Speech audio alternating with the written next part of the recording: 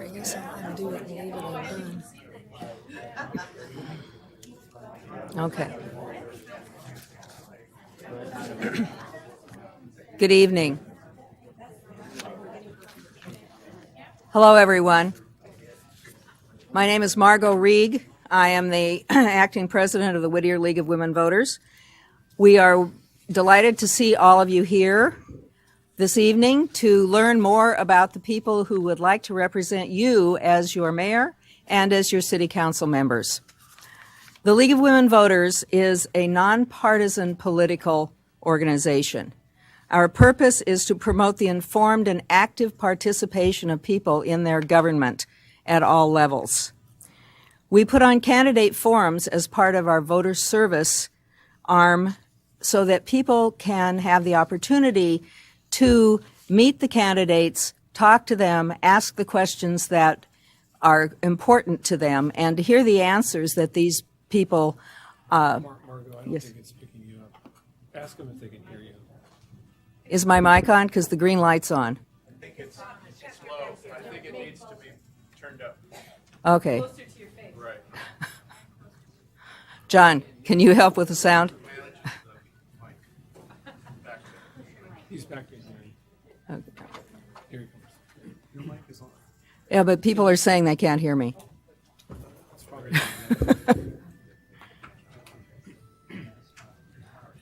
Right again. Okay. We're having candidate forums so that you have the opportunity to see the candidates, hear what they have to say about themselves and their ideas for the city, and you can ask the questions that you think are important about issues in Whittier that matter to you. We have 4 candidates who are running for a 2-year mayoral term for the city of Whittier. This is the second time that we have elected a mayor, only the second time. This is, and we will be looking at the candidates who are running for districts 2 and 4 in Whittier. The first time that we have elected specific candidates from those specific districts as we move into this new by-district election system that was adopted by the city in, I think, 2016? 14. And it was implemented in adopted in 2014, implemented in 2016 for the first time. The candidates have been invited to participate. They have agreed to participate according to the rules that the League has set forth. And the rules include that they will talk about themselves and not about other candidates, that they will keep their answers directed at issues that are part of city governance rather than personal issues. So, we will commence with the city council, or the mayoral race, and the candidates have drawn for order of speaking. They are seated in that order from Mr. Vinatieri, who is speaker number 1, to Mr. Savage, who is speaker number 4. We will have opening statements in the order in which they are seated from Mr. Vinatieri to Mr. Savage. We will rotate the order of questions and answers during the question period. And at the closing, when the candidates give their final statements, we will begin with Mr. Savage and move our way back to Mr. Vinatieri.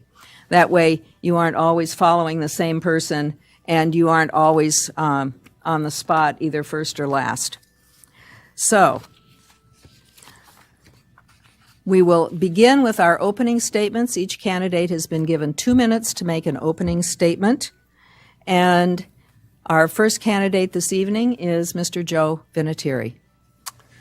Thank you. Good evening, and thanks to the League and the AAUW for the forum this evening.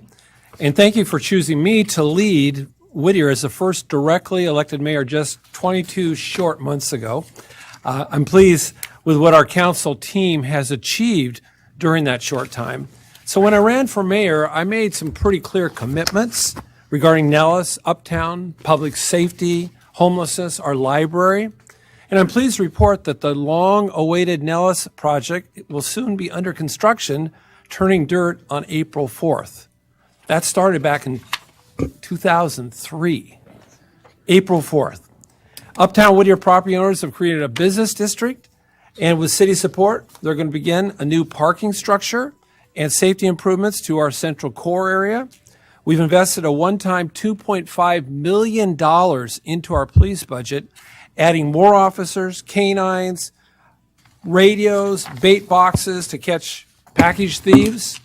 I'm committed to expanding Neighborhood Watch, and we'll continue our fight to stop the AB 109 early release of prison inmates that impacted us with the shooting of officers Boyer and Hazel. So using new Prop H dollars and the talents of our community-based organizations, we're working to reduce our homeless population, and we're making some progress. Finally, being just shy of voter funding for our library, we'll have to find a way to upgrade and protect this community treasure. But we have much, much more work to do. We've got jobs, traffic, new business, community enhancements, 5G for Whittier, a people mover transport system.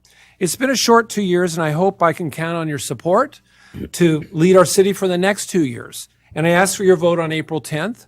And please go to www.joevforwhittier.com to learn more about the issues facing Whittier and my vision for our very bright future. Thank you. Thank you, Mr. Vinatieri. We will now hear from Mr. Rolando Cano.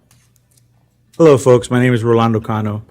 I've been an active member in our community within our school districts, our homeless, and overall our children's safety.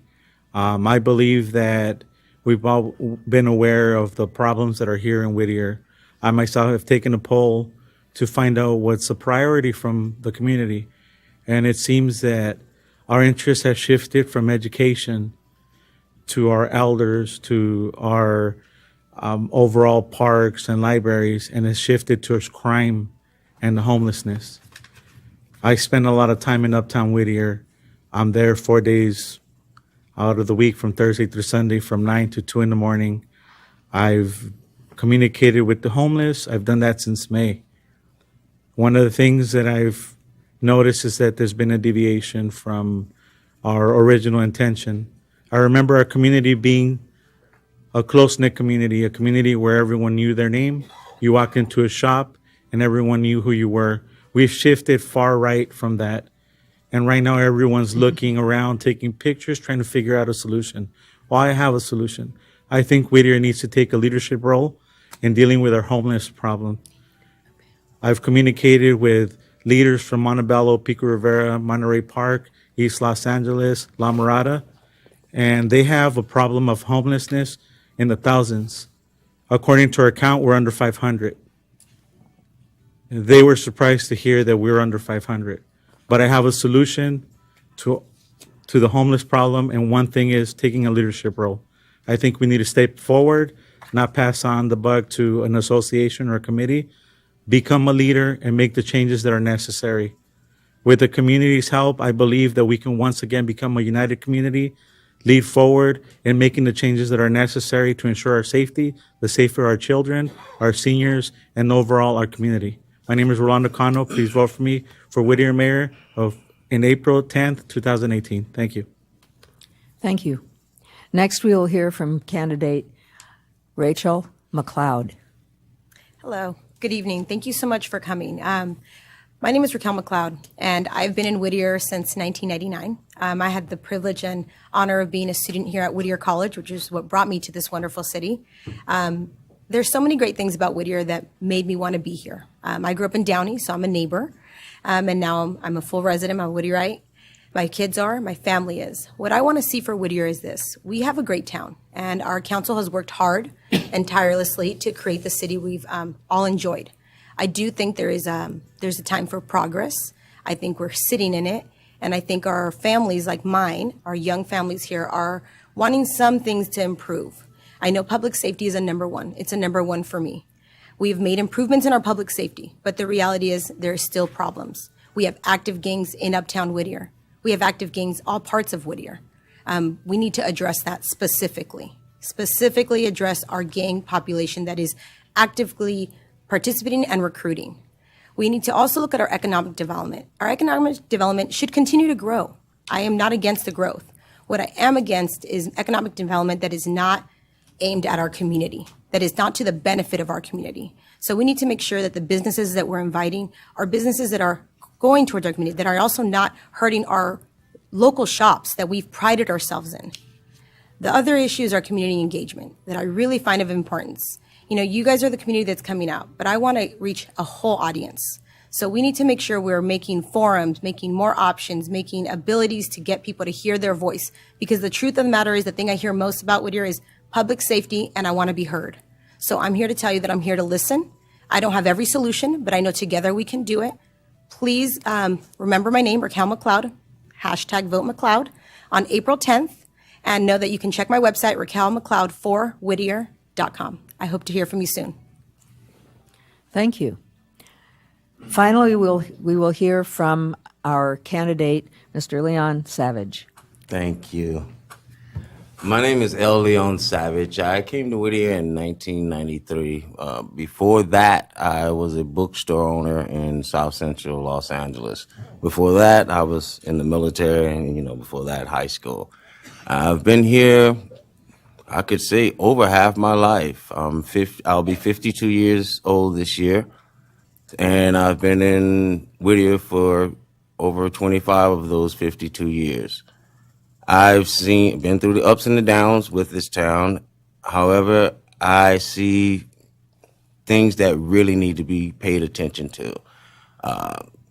I see a community that's either uninformed about what needs to be going on and what needs to happen, just looking the other way. And I don't see anyone in this crowd that looks like they would look the other way when a serious issue arises in the community. One of the most serious issues that I feel is in the community is that our police department is sorely undermanned. We don't have enough as far as manpower. When you have a town of 88,000 people and you only have 110 police, it spreads them out really thin. I believe the budget for the police, I've heard the mayor mention 2.5. I believe I heard at the last forum, Mr. Henderson mentioned about somewhere around that area, 2 million, 2.5. I don't believe that's enough, not to do what we need to do here in Whittier. If we want our neighborhood safe, we have to invest in its safety. The police are the safety of this neighborhood, and we are not investing enough. It's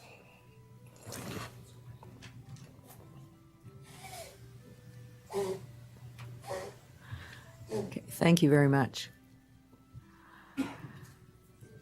The next part of our forum is the part where we ask several little more in-depth questions. And the candidates have seen these questions previously. It was part of their invitation to participate. We hope that each of them will be posting information about their campaign on the League's website, votersedge.org, and some have already put material up. We hope that under questions that they will answer these questions on the website so that you and other constituents within the city can see their opinions on these particular issues. The first question asks, what measures would you support to increase sustainable, environmentally sound options for Whittier residents, taking into consideration transportation, water conservation, renewable energy use, clean air, such as reducing particulates and ozone, and farm-to-table products as examples. For this question, they will have 90 seconds to answer, and we will begin with Mr. Cano, go to Ms. McLeod, then Mr. Savage, and end with Mr. Vinatieri. And if you need to have the question read again, I can do it. I thank you. Well, just so some of you may not be aware, my background's aeronautical engineering. I actually do a lot of research and development. I work with a lot of entrepreneurs in Los Angeles, and the bottom line is I've worked with a lot of people that have created community gardens. I believe in solar energy, clean energy. I know here there's been an issue of oil wells, but I see that there's a push forward in creating the next wave of technology. I believe that the number one issue here is redirecting our efforts and our focus onto creating community gardens here in Whittier. We have many volunteers here. I know many of you here are very involved in the community. And the number one thing is to focus on renewable energy and ensuring the safety of our water resources, of our footprint when it comes to technology. And I know that everyone's on the same page. My intention is to move forward with my knowledge of technology to offer services and create community gardens, create fundamental systems of catching water in your own home, due to dew, rain, watering your gardens using your own self-sufficient water systems that are very easily designed using plastic containers. Another source that becomes a long time damaging to our dumps, but I believe we can move forward with this technology, and I have the experience. Thank you. Thank you. Ms. McLeod. Good evening. Okay. When it comes to sustainable energy and just making sure that we are putting the right foot forward, I mean, we know that things have changed, and we're all on that same page. We all know our water shortage. We all know we need to recycle. But some of the things that we can encourage, I know farm to table is very, let's say, popular. But we need to focus that. We need to encourage our businesses to use our farmers market. We need to encourage them to participate with some of these community gardens that do exist. We have one right next door. Whittier College has one. They created theirs more than 2 years ago. It's still running. It's doing fantastic. We can already create a partnership there. We can extend those programs to our schools. I know that at Orange Grove, they have a little one right by the TK classes in kindergarten. My kids went to school there. So definitely there's those options already there. We just need to engage our community and connect the dots. I don't think it's a lack of opportunity. I think it's a lack of education as well when it comes to sustainable energy. I think also making it affordable and educating our homeowners, our commercial owners of what they can gain from solar panels, what they can gain from how to retain some of their water. I think it's also important to look at the rideshare, look at this new structure we're making and how we can encourage that use of it when it's not those other business hours. I think we need to look at those options because we already have them established. It's just a matter of streamlining them. And so I think that if we put those things together and we connect those dots, it's extremely feasible. Thank you. Mr. Savage. Thank you. Well, bottom line, I see Whittier's future being, if most of you know what this term means, off the grid. And my basis for this is in 2014, I think the front page news of the Whittier Daily posted that there was $21 million spent to refurbish the YMCAs. And that's a good thing. They probably needed an upgrade. However, I believe that was somewhat of a mismanagement because there are only, again, 88,000 residents. And I've done the research as far as talk to Edison, the district manager for Edison. It costs about $20,000 to $25,000 per home to go completely solar. That means set up with the panels, storage unit. And where I see that going is the city being in a position to where it will be able to do business with other cities or the state to sell electricity. I believe this is one of the best ways the city should go right now because at the current rate, we're headed for some disaster. And I hope, and I know most of you know that this is where it's going because, again, 21,000 on YMCAs when 7 million 21 million, I apologize, 21 million. And 7 million could have been sent on just taking homes off the grid. Thank you. Mr. Vinatieri.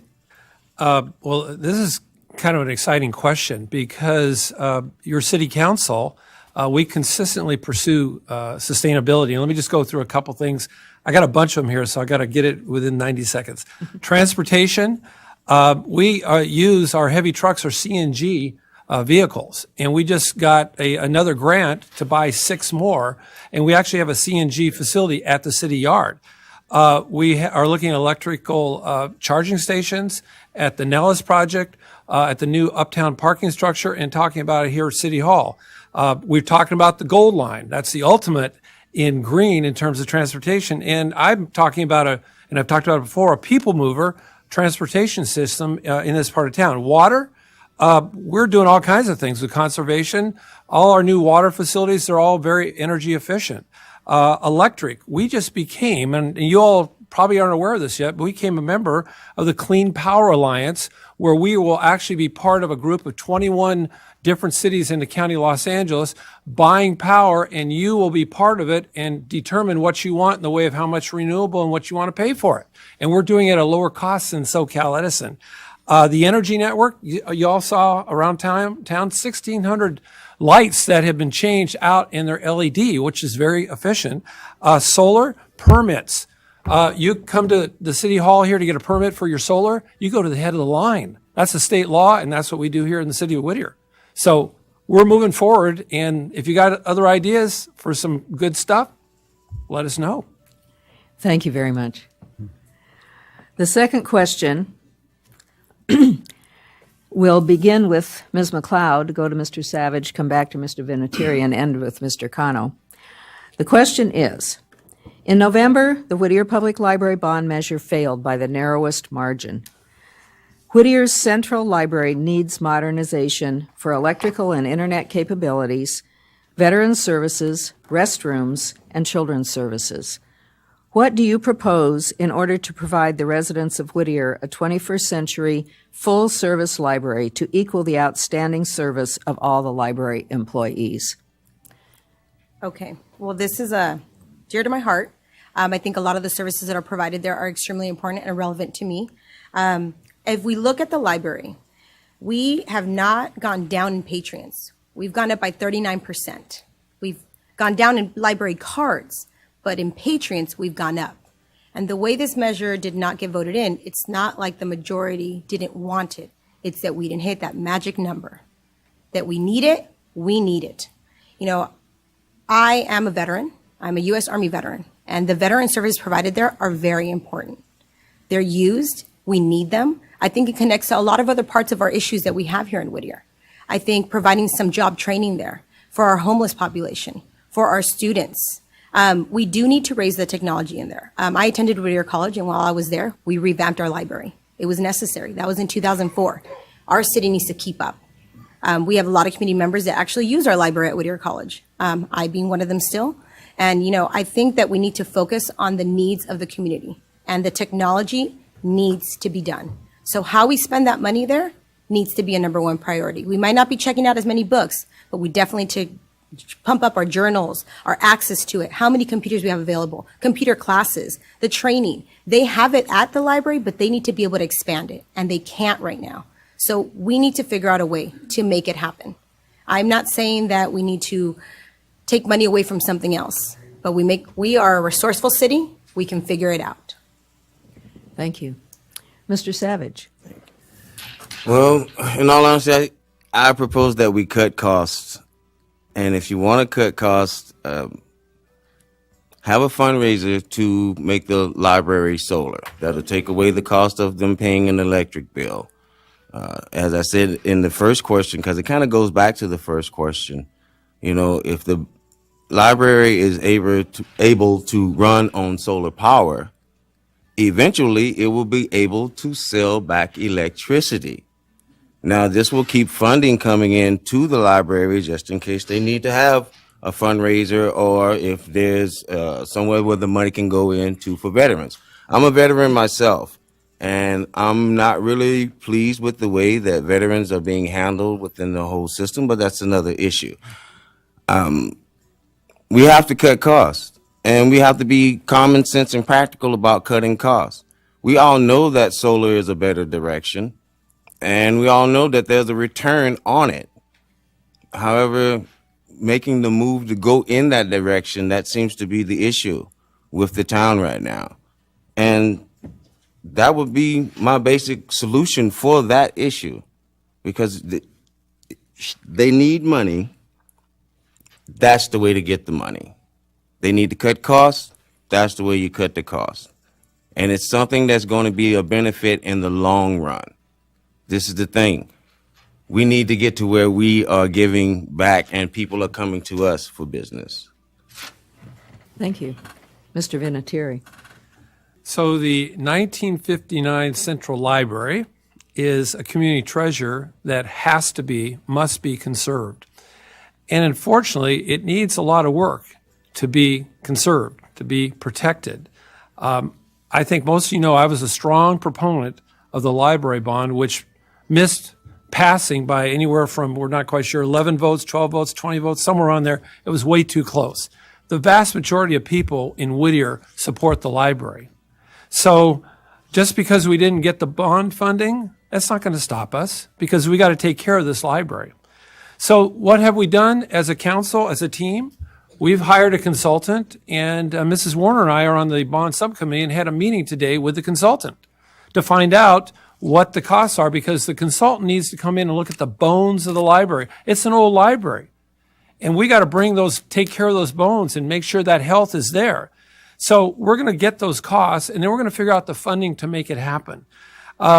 There's another thing that's going on here, however. Library is more than just books these days. The library of the future includes the internet and some really heavy-duty research, and I'm hopeful that as we go through this, that we're going to be looking at some other ways of taking the library into a different paradigm than maybe we have right now, but we still have to take care of the bones of this library. So as far as I'm concerned, this is all about not only now, but this is for generations to come, and we need to make sure we take care of this treasure. Thank you. Mr. Cano. You know what? I've been here since 1993. One of the greatest things I discovered about Whittier is how much they appreciate history. It's to my shock that we've had to reach a bond measure to try to fix a treasure in its own. It's a jewel, one of a kind. I know that many years ago, Whittier had one library that was created by a person who realized that education became what counted on its libraries. And they built this wonderful library that at one point was knocked down. And we could visit its store at the Whittier Museum. But this is the second library, the oldest library here. To reach a point of a measure is shocking. I know that there's many of us that would bring money out of our own pockets to ensure its security. If any of you have visited any LA County library, you discover that it's become an essential part of the community. And to have our central library just abandoned and ignored, reach a point of asking for a bond, I ask all of you, should we be at this point? For myself, we rely on solar power. Some of you have not heard maybe of water sources that create light. Simply putting water in a light bottle, placing it in a pot on top, and it creates 95% lighting from the sun. That's just one thing, but we really need to focus on backing our most important asset, which is this library. Thank you. Now we will move on to questions that have come in from our audience, and for these questions, the candidates will have 1 minute to answer. The first question, which will begin with Mr. Savage, and then come back to Mr. Vinatieri and move on down to Ms. McLeod, asks, what are the biggest challenges to a more prosperous Whittier in the next 2 years? Having this town become self-sustaining, more independent. Again, which leads back to the first two questions, getting off the grid. becoming a town to where we are selling electricity and not buying it, opening up our waterways. I mean, Whittier has pretty much per capita more reservoirs than any other city in Los Angeles County. We also have like the third largest school district here. So, yeah, that would be my answer to that. It's going to take a lot of work. However, we need to start thinking more practically and with more common sense on how the city's future is being handled. And I see it, the future for the city is being independent, self-sustainable. Thank you. Mr. Vinatieri. So the question was, what's the biggest challenge to a more prosperous Whittier in the next 2 years? Yes. So there's two aspects to that. First of all, we have to look at what we're doing right now, because we have several projects going along that will and are leading to prosperity in Whittier as we talk. I mean, how many of us have driven down Whittier Boulevard? And what's happened with respect to the old car dealerships? They've been repurposed, haven't they? And I don't know how you feel about it, but a lot of people I talk to say, I like what I see going down Whittier Boulevard. So you go further down Whittier Boulevard from East Whittier to West Whittier, and we're going to have Nellis, aren't we? They're going to invest $300 million. Did everyone get that? $300 million. We've never had that kind of investment in Whittier before. You know what that's going to do to us? So that will be bringing prosperity, new homes, jobs. But I think when we look at prosperity, we need to ask ourselves, we need a balance to make sure we're not losing what we are in terms of our culture here and pushing it aside for something that's just new either. So we have to be careful about that. Thank you. Mr. Cano. Can you repeat the question? Sorry. What are the biggest challenges to a more prosperous Whittier during the next 2 years? As many of you are aware, we've had a plan in the development of Greenleaf and Whittier, and that's been pushed back. There's been a lot of development towards East Whittier, but as far as Norwalk up on Whittier and Greenleaf from Hadley down, there's been a hesitation and a redirection in the plan. I believe that our fundamentals need to rely on our community. We've had many interested parties that want to create new business in our vacant buildings, and they've been vacant for many years. If there's interested parties to come in and bring in, mom and pop shops, things that enrich our community, I believe that we should support them, but so far that's not been the plan. I believe that we need to focus on our own community, we need to develop what we can, and we need to cherish our natural resources. Thank you. Ms. McLeod. Okay, one of the biggest ones that I see is our budget. We need to talk about money. We can't just spend money. You have to figure out how we make money and where it comes from. We have a very big problem coming up, and I know it's been discussed on the council, but it's something that we really need to focus on. Our employee service costs. That is going to be roughly going up to 5 to 6 million.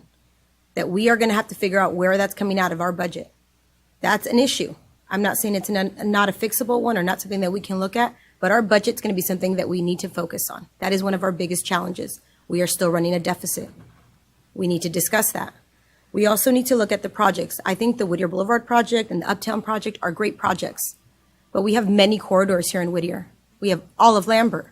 I know the Greenway Trail's there, but we need to focus on these other corridors in the city of Whittier. We have a lot of them in all the other districts, District 4, District 1, all of Lambert. We need to focus on how to help not have so much turnover in some of these businesses, some of these small strip malls that we have here in our community that are owned by your neighbors. Thank you. Okay. The second question asks about the role of the mayor. What role does the at-large mayor have in preventing factionalism from developing as city districts compete for limited resources? And for this, we will begin with Mr. Vinatieri. That's a great question. Trust me. So I've had 2 years, and one of the goals that we had the first year was this very issue. Because what happens in other cities, and I've talked to mayors from around the state of California, a lot of times when you go to districts, they end up being little fiefdoms. And people start wanting their little thing versus here, well, I'm going to get $50,000 for roads over here. Well, what about me? I need roads too. And what happens is whether you need them or not is irrelevant. It becomes a fight. So one of the things that I've tried to do the last 2 years was basically work with all the council members. And I'm very thankful that our council, our team, has not gone into that factionalism thing. And, as far as I'm concerned, it relates to communication and working together as a team and talking out issues to see if there are problems. If there are, then you deal with it.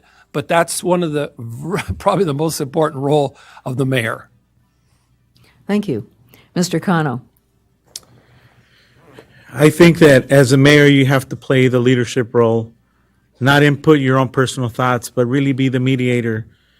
When you come to city council meetings, you see that certain subjects get pulled in different directions. The community speaks up, they give their concerns, but it really stays up here. But as a leader, you really got to step forward. You got to make your voice heard, and you got to let them know that you're going to be the deciding factor, so you better work together. When the community speaks, you got to listen. Number one thing, we're elected by you. Every single one of you has a voice, and you should be heard. So when the conversation reaches this podium here, they need to be talking about what you said. And as a leader, you need to speak up, you need to come out, and you need to say, let's work together. Obviously, no one thinks the same way, but the focus is the same. We all want a great Whittier. You need to have a leader that's going to stand down the middle, listen to both sides, and really take into consideration what matters for the community, what you've said. I believe that's the leadership role, and I believe that's the mayor's role. Thank you. Ms. McLeod. So teamwork is something that I pride myself in. But the most important part, I think, the job of the mayor is to remind every council member that, one, you don't work for us, we work for you. And two, that you want to live, work, and play in Whittier.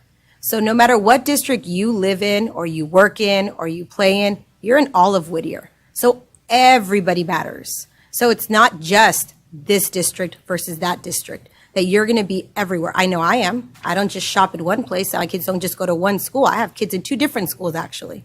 So I think it's a reminder of that. It's a job of the mayor to balance, listen. Most importantly, overall, it's to listen.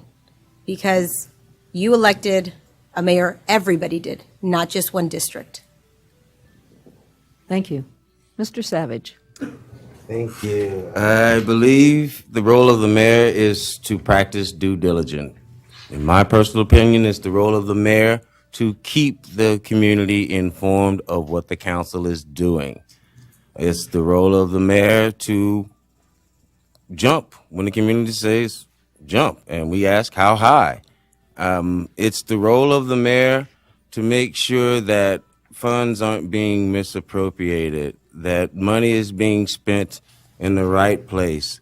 And when the community doesn't agree with where the money goes, it's the role of the mayor to go to the council and fight for what the community wants.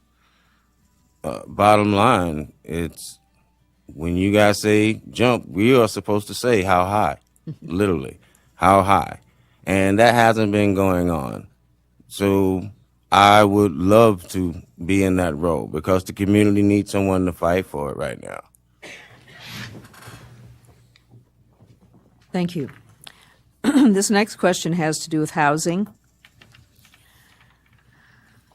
As a community leader, how would you help build consensus, quell anxiety about keeping Greater Whittier an affordable and welcoming community that builds homes for all community stakeholders? And for this, we'll begin with Mr. Savage and work our way down this way. Could you repeat that question one more time?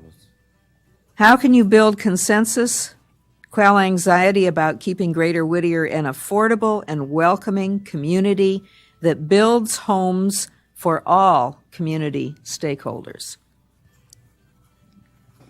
Well, I'm not a real estate agent, but I do know one thing, property value. That's an important thing when it comes to a community, when it comes to selling homes. I don't believe that the property value is going to be able to go in the right direction if Whittier is staying on the course that it is now, meaning building stack and pack, living, motels that breed the wrong kind of atmosphere. Stack and pack definitely breeds the wrong type of atmosphere. And we probably need to send a message to the state about, their usage of our town for their ex-parolees. That's going to take the property value way down. I mean, there are 1,897 child predators living here in the city of Whittier. So you ask yourself, what does that do for the property value? Thank you. Thank you. Ms. McLeod. So housing's important. And, I came from I'm a first-generation American here. And I grew up in an apartment first. And then my parents worked hard and we got a home. But what I think we need to look at here in Whittier is we have high-density housing here in Whittier, right? Now, the magic question, is it actually affordable? Because I don't believe it is. I lived in a one-bedroom apartment when I first got married right on Greenleaf. And let me tell you, that was over 9 years ago, and it wasn't cheap then. And it's doubled in its price because I still talk to people that live there. Okay? So for someone to tell me that Whittier is affordable is untrue.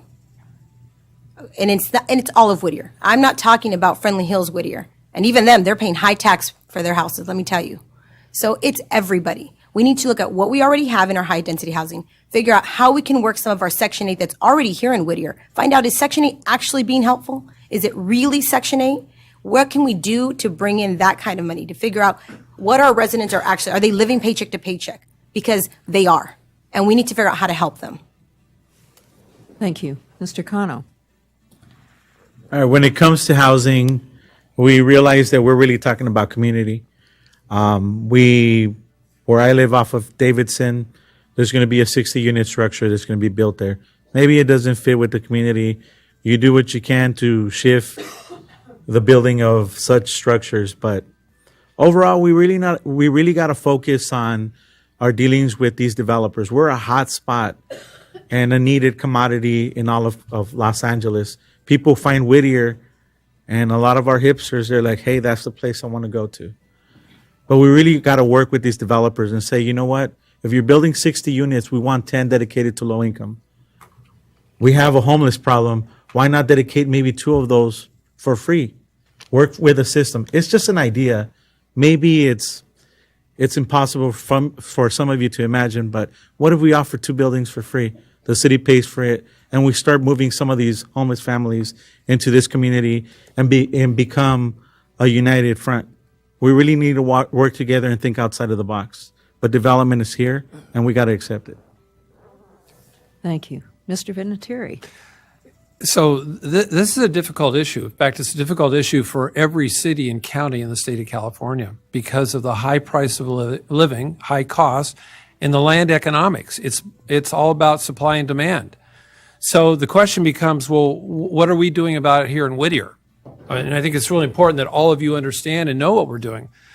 There are state policies. They're basically saying there's a bill in Sacramento right now that says that if you're near a transit-oriented development, that there will be no public input, that state policy will prevail, and local people will have no say in it. That's going on in Sacramento right now. Needless to say, we have a little bit of a problem with that. What about redevelopment? The state took our redevelopment money away, which gave us affordable housing. Notwithstanding that, we just finished the Penn Comstock project right down the street here, which is an affordable housing project. We're one of the few cities that had redevelopment monies left over that we were saving. And we have 9 families who are now in ownership homes because we as a city have backfilled silent seconds on their properties. So we're doing stuff, but the problem is it's all about supply and demand, and there's only so much you can do if we don't have the money to do it. Thank you. Well, you brought up an interesting topic, which will lead to the next question. How important is the Gold Line extension to Whittier in your view? And state and county are tying transit to housing and walkable neighborhoods and making transit an important feature in planning. And we'll begin with Ms. McLeod. We'll work our way down this way and end with Mr. Savage. The Gold Line is important. It will be a benefit to the city. I mean, we talk about everything that we're already doing, right? Our city has done certain things. We're going to have this whole Nellis project, right? We're talking about millions of dollars being put in. All the businesses, all the projects we've done with the Whittier Uptown and the Whittier project, the Whittier Boulevard project, right? Well, now we need people to keep coming here, right? I don't need them to just live here. I don't mind if they come have dinner with us, please. But we need to make it accessible. We need to encourage that you can live in Whittier, but also if you can't work here, that there's an easy way for you to get to the next city over and get into downtown. I know I worked in East LA Doctors Hospital. I worked in Huntington Park, and those all communities, let me tell you, there's traffic and there's nowhere to, they are landlocked right in. They're not even by a freeway. We have the benefit that we are, but that line would connect us right there. And that commerce that would come from there would help increase our retail and sales tax that already has been increasing. So if we want that to increase, which is to replace what we used to get from the car dealerships, then we need to think about the Gold Line as a gold piece for us. Thank you. Mr. Cano. Some of you are not aware of this, but the last year I've been working with LA County. They're developing in our unincorporated area from Whittier Boulevard down to Slauson. They're creating walkways down Norwalk because they've been planning on this extension from the Gold Line. The only issue that I have is that development from our unincorporated areas from Whittier Boulevard, Washington, and Slauson, we have no development. We are trying to create a system to bring them in, but we really have nothing to attract them to come in other than uptown on forward towards East Whittier. We really need to focus on development and take advantage of this opportunity. We really need to encourage business creation in our unincorporated areas, Whittier Boulevard from Norwalk on up, because when they get here, what are they going to do? We know that we get transients that come here, but we need to attract the right people. We need to bring them in, let them know that there's a system and there's a community. There's an advantage here. But without the development and welcoming of all these businesses that should be building up on our unincorporated areas, we're not going to get anywhere. We got to take advantage now. Thank you, Mr. Vinatieri. So how important is it, the Gold Line for Whittier? It's critical. And let me tell you why. It represents the future. We're very fortunate. Josue and Fernando are our subcommittee, and they've been working it. You all haven't heard about it, but so much what happens sitting here in the dais is behind the scenes. And what's going on is we are literally fighting for the Gold Line to Whittier because we're in competition with the 60 freeway. And some of you here have been involved in it, and I thank you for coming to the meetings and doing that. Get this. Here's the vision. Here's Nellis, all the new homes. Here's PIH, the largest employer in all this region of LA County, and you got the Gold Line basically stopping in front of PIH. Think about that. What's that going to do for all those people who are at the Nellis area, who are working at the hospital? Can you see the vision? I was with the kids from Cal High yesterday, students in Government Day, and we talked about this, and they said, well, when's it coming? And I said, well, at the earliest, 2028 and probably 2032. And the reality is, that's a long time. We're working on it. I'm not going to see it while I'm sitting here, but that's what we owe to the future. Thank you, Mr. Savage. Well, I've heard rumors of the Gold Line coming to Whittier, and it's almost like putting the cart before the horse, because from a person that takes the Gold Line an awful lot, LA County, they have officers practically at every other stop. Whittier doesn't have a big enough force to have officers at every other stop. Now, should Whittier get and create a larger man force to be at every other stop, all for it. Other than that, you're just asking for trouble, because it's going to invite unwanted people into this town. It's going to invite people who know that they can get on a train and make a quick getaway. So until we beef up the police department, I wouldn't see it being a good idea for this town. Thank you. Ms. McLeod? Okay. I went. I Did went you first. start? I started Okay. this. Okay. But I can keep going after everything I've heard. Okay.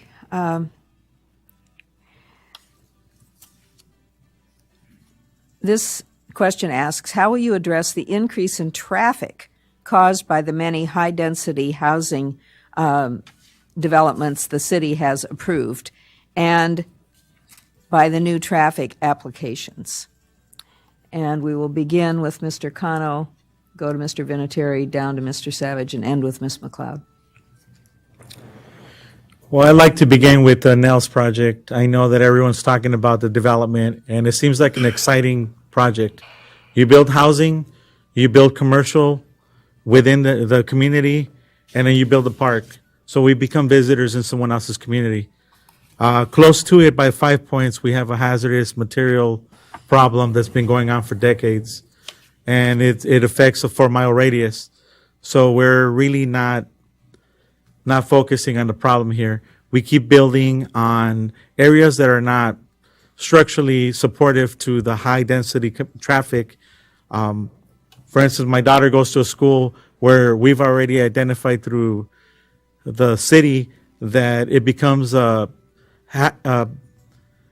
it becomes a problem with the amount of foot traffic that happens there. But we really need to focus on our structure, on our underlying roads, and we really need to come up with a plan that's going to sustain such traffic.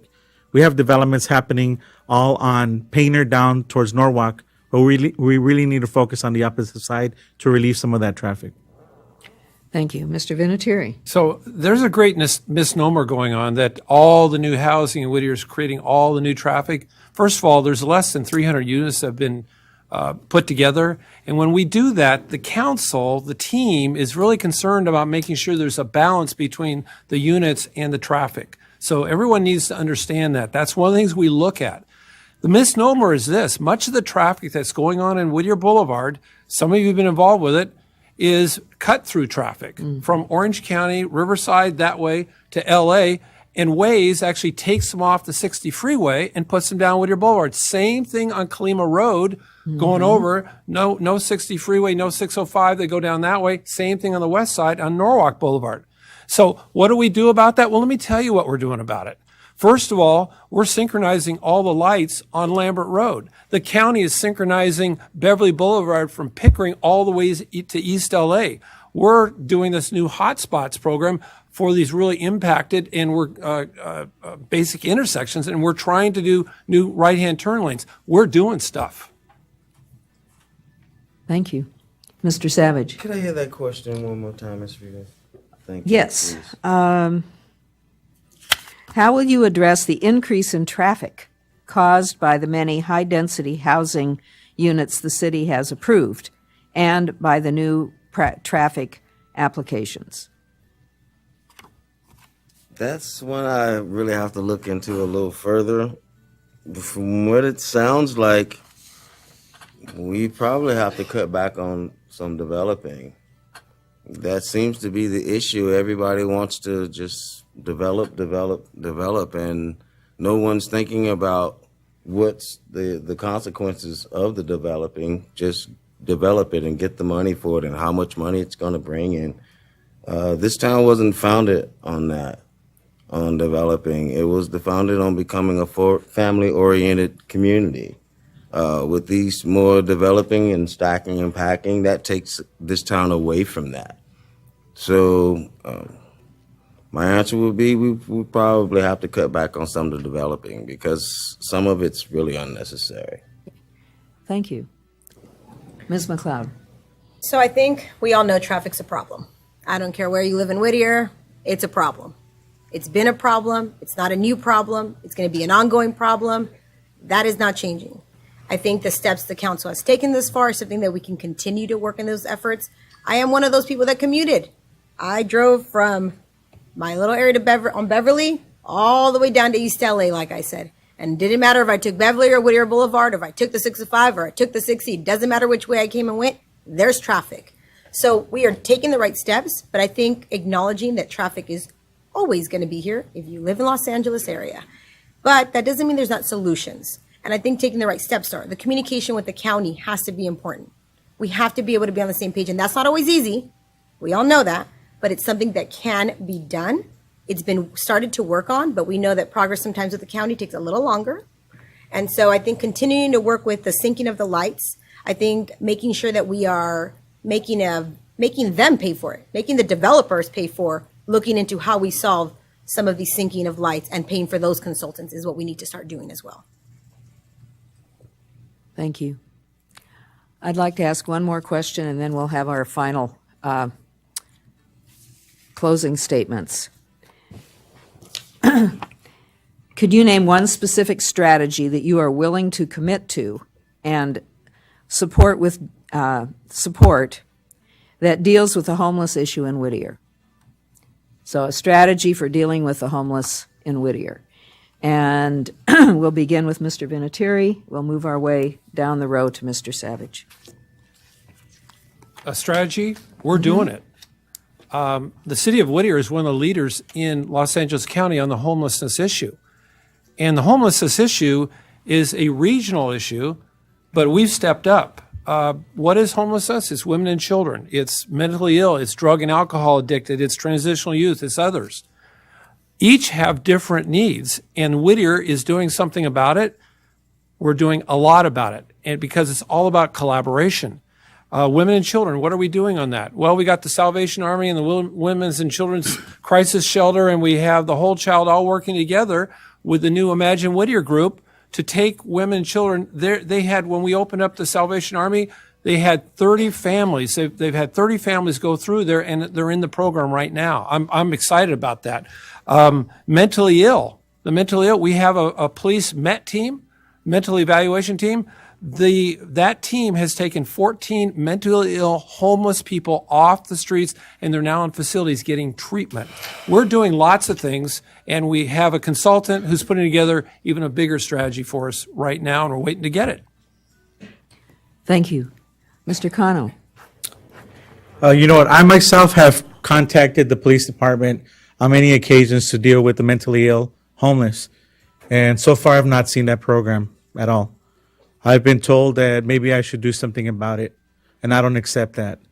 As far as Whittier itself, what is Whittier doing? I don't know. But what are our nonprofits doing? They're doing a lot. They're doing a whole lot. But without leadership that's going to take control and make demands and say, this is what you can do, let's work with you. I propose that we impose that 10 o'clock curfew for minors. Make sure they're not in Uptown after 10 o'clock. I propose that we create a curfew after 3 o'clock to ensure that those gang members that are pushing heroin and crystal meth to our homeless and our youth, that they not be there. And then we can deal with the homeless. We need someone that's going to step up and say, let's work together. Let's create a 24-hour hotline that's going to react with whatever the situation is. We're not doing anything. We need to do something. Thank you. Ms. McLeod? Okay. Homelessness is a big issue. It's not a one answer deal. It's not a one strategy. But if I would have to condense it, it's first, we need to identify the major factors. Shelter, healthcare, because healthcare is a big, and that's not just mental illness, it's healthcare. Their daily checks, their monthly, things that you don't think about, but they do. Medications, how they get their medications. And I don't mean just mental medications. I'm talking about heart medication, everything else. And then how are we actually going to feed them? Not just feed for a meal, but feed them for days, for getting them prepared. Because I think if we can get that strategy down, so we identify 3 goals. We're going to identify how to make sure their healthcare is taken care of, how we're going to economically get them stable, meaning how to get them prepared for a job, and then how we're going to help them get a shelter that they can afford. If we can get those 3 as our main goals, it will be able to be done. But it's not just one problem. There's a lot of issues in homelessness, not just one. And we really need to start setting goals for ourselves. Thank you. Mr. Savage? Instead of sheltering parolees, and giving them houses. That's what homeless families need, a house. These are people that go out and work hard every day, but they're working from paycheck to paycheck and they end up on the street. However, here's another person that chose to do some bad in his life and went to jail for it for a little bit.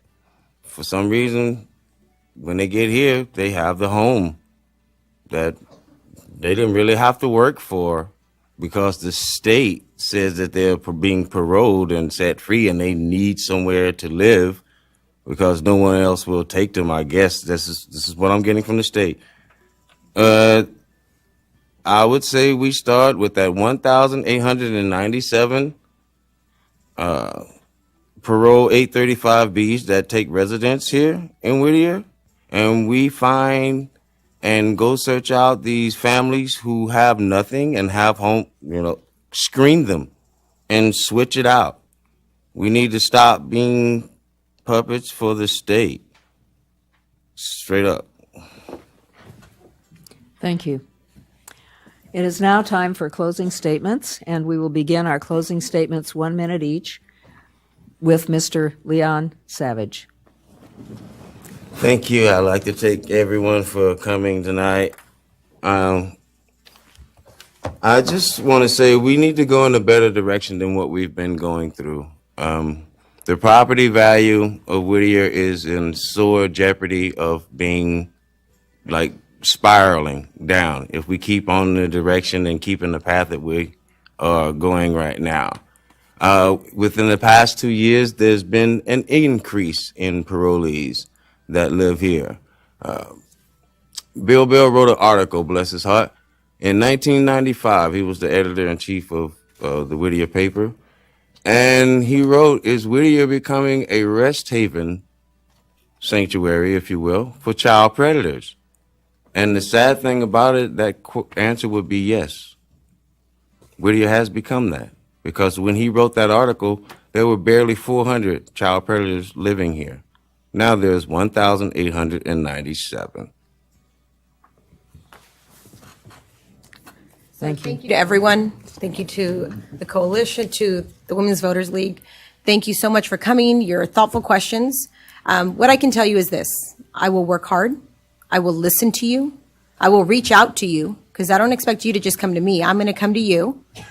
I believe in public safety. I think public safety will lead us into economic development, into the right economic development.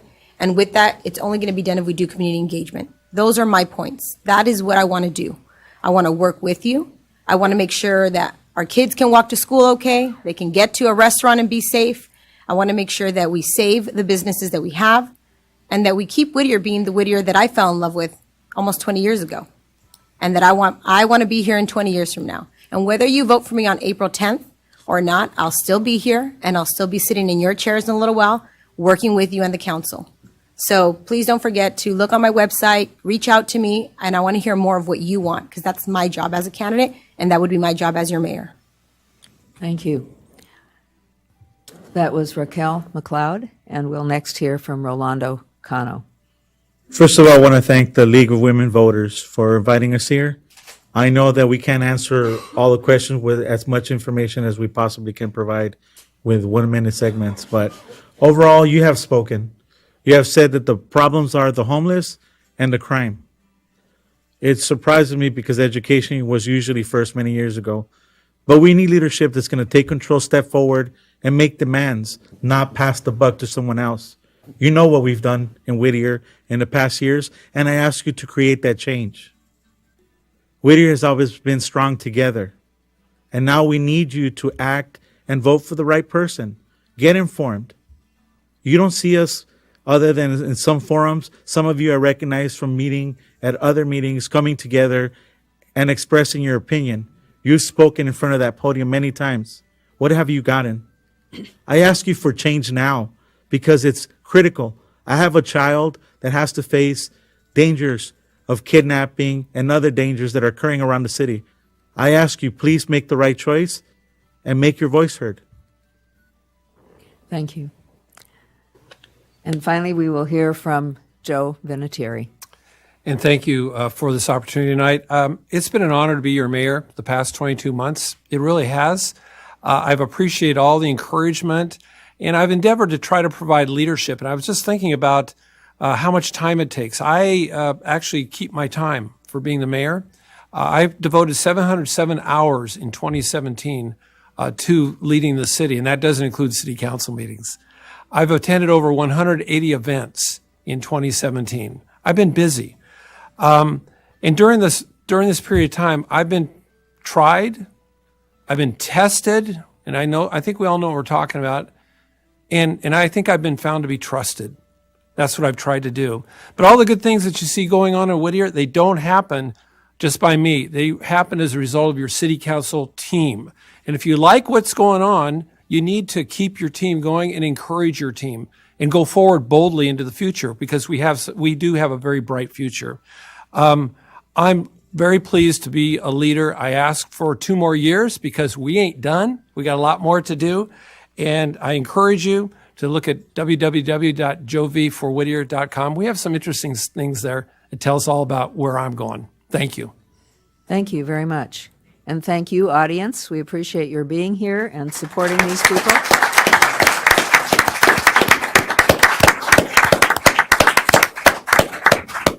Now we are going to take a short break so that the council candidates may come forward and be seated. Thank you very much. See you. We have one more to see We'll each do what other we at. can, right? Yeah, there's a lot of stuff going down. So. Right? Good to see you. Thank you. Pleasure. See you at the next one. Great seeing you.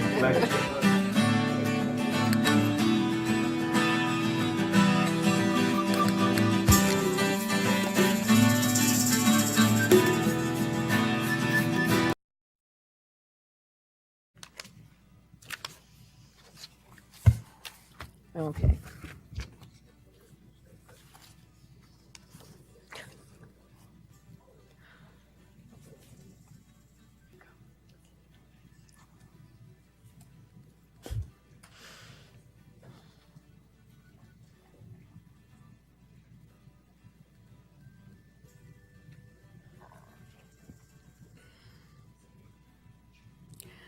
Good evening. Again, I am Margot Rieg with the Whittier League of Women Voters. We are here this evening to do the second of our 2 forums. This one will present the candidates who are running for city council seats in the newly created City Council Districts 2, which is mostly Northwest Whittier, and 4, which is kind of Central and South Whittier, sort of the Cal High attendance area generally. These 2 seats have been held by at-large council people for the last 2 years since we implemented the by-district election system in Whittier. So 2 years ago, we elected council members for Districts 1 and 3. That was the Southwest and the Northeast, and this time we will be electing specific council members who live in the districts that they choose to represent. We also have an at-large mayor who is elected for a 2-year term. Everyone in the city gets to vote for mayor every time there's a city election. We just had the forum for mayor, and now we will proceed to the forum for Districts 4 and 2.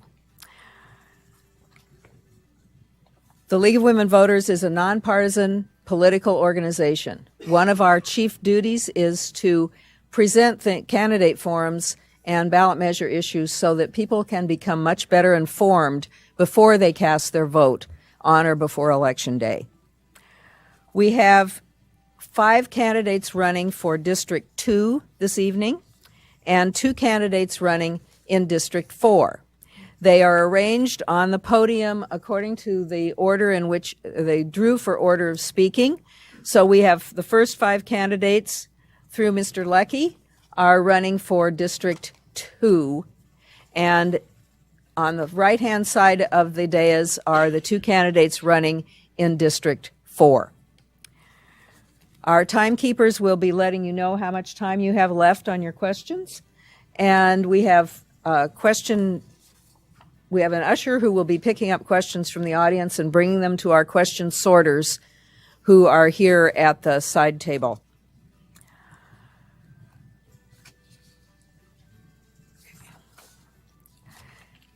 We will proceed then with the order of presentation. Each candidate was offered 2 minutes to give an initial presentation about themselves, why they're running. Then we will have questions, 2 questions from the league. They will have 1 minute to answer questions. Then we will proceed to audience questions. Each candidate will also have 1 minute to answer the audience questions.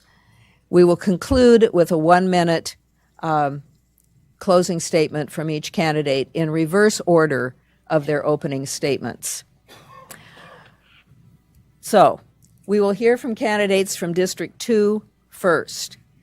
And our first speaker this evening is Vincent McLeod. Mr. McLeod. Thank you, Margo. I appreciate it. First and foremost, I just want to say it's a crazy world. I have my grandfather, who's 85 years old, watching on Facebook right now, Vincent Malcolm McLeod II. So that's pretty cool to say we live in a world we can do that. What to say about myself in the campaign, though? Right now, my whole campaign really is about respect and openness. I think lately we've lost civility in the political process, and we've lost how we deal with things, how we interact. So we really need to bring that back. That was a big driving force for me coming into it. Plus our low voter turnout in off-year elections made me want to do that. Reality is, though, I don't have all the answers alone. Neither does anyone else, right? Together we're better. So as Whittier writes, when we get together, we work, cooperative learning, and we're better for it. My grassroots campaign is very different than others, and that's okay. I remember filing and they asked, you sure you don't want to fill out? No, I'm good. So I don't take endorsements and don't take financing from anyone. And that's just what I believe in, especially as a government economic teacher in Compton. I tell my students that, so if I tell them that, I should live that as well. Big issue for me that you'll see, one of the ones on the webpage, you can see them, but one of my massive ones is Whittier College and the city of Whittier, the cohesion that we don't have the lack of. We have a top 100 liberal arts college in Whittier College, and I'm tired of everyone asking, is that a good junior college or not? It's a very good university, top-notch around America, and we don't have that cohesive unit. Our graduates go and leave, and we don't ever bring that talent back into the city, so I'd like to see that absorbed. But one thing I was thinking of when my daughter was pestering me when I was trying to write this, she's probably watching as well, is I thought, let's all be the solution for the issues.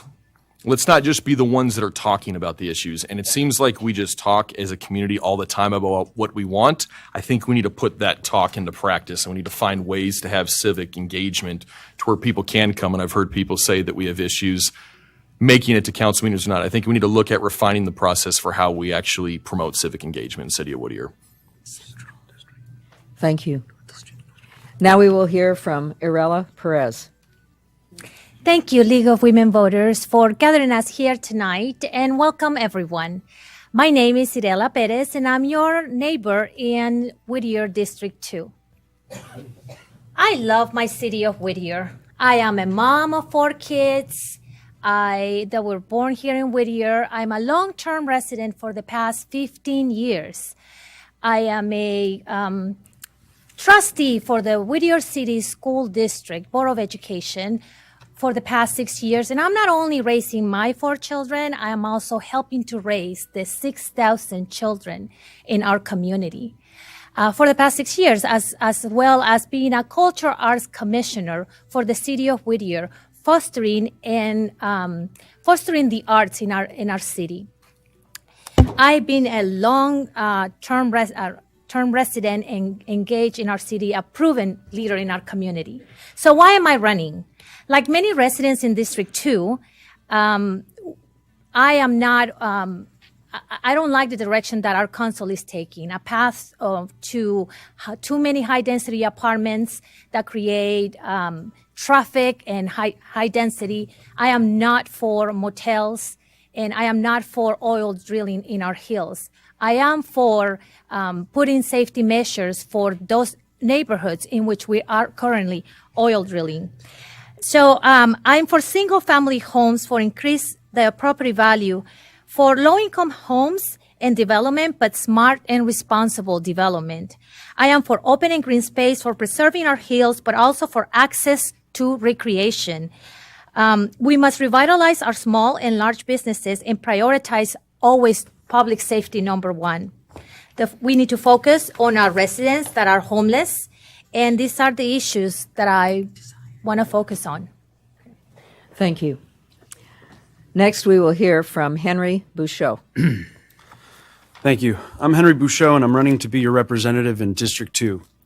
On April 10th, you will have an opportunity to select a representative who will focus on the needs of Whittier as a whole, as well as the specific needs of our neighborhoods in District 2.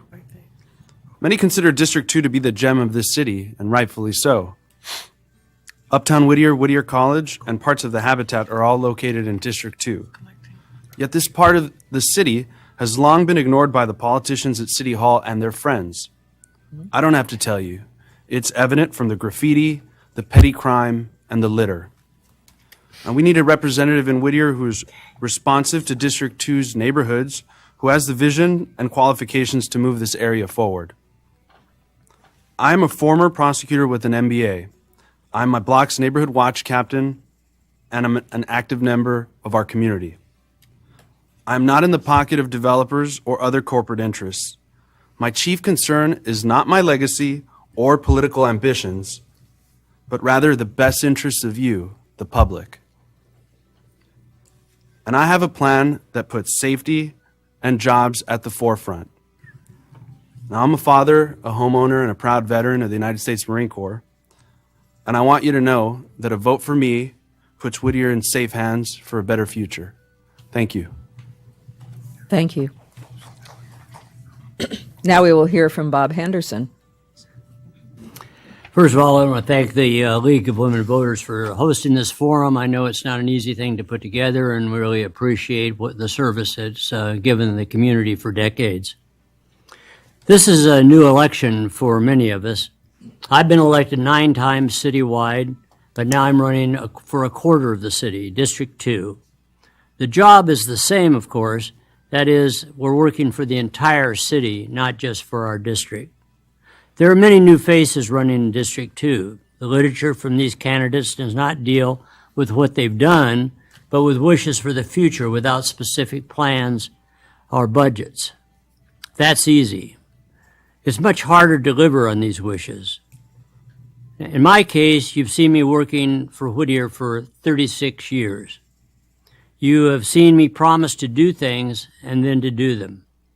For example, buying and building Anaconda and Grotto parks for underserved neighborhoods, tennis courts at Palm and Leffingwell parks, funding and negotiating the purchase of the Whittier Hills as a wilderness preserve, working for 16 years planning, negotiating, executing development of the Greenway Trails, both phases 1 and 2, negotiating a settlement of lawsuits that had been stopping development for the $300 million Nellis project, which now allows this project to proceed, bringing millions of additional tax revenue, jobs, new housing, and businesses to Whittier, and the Whittier Boulevard and Uptown specific plans.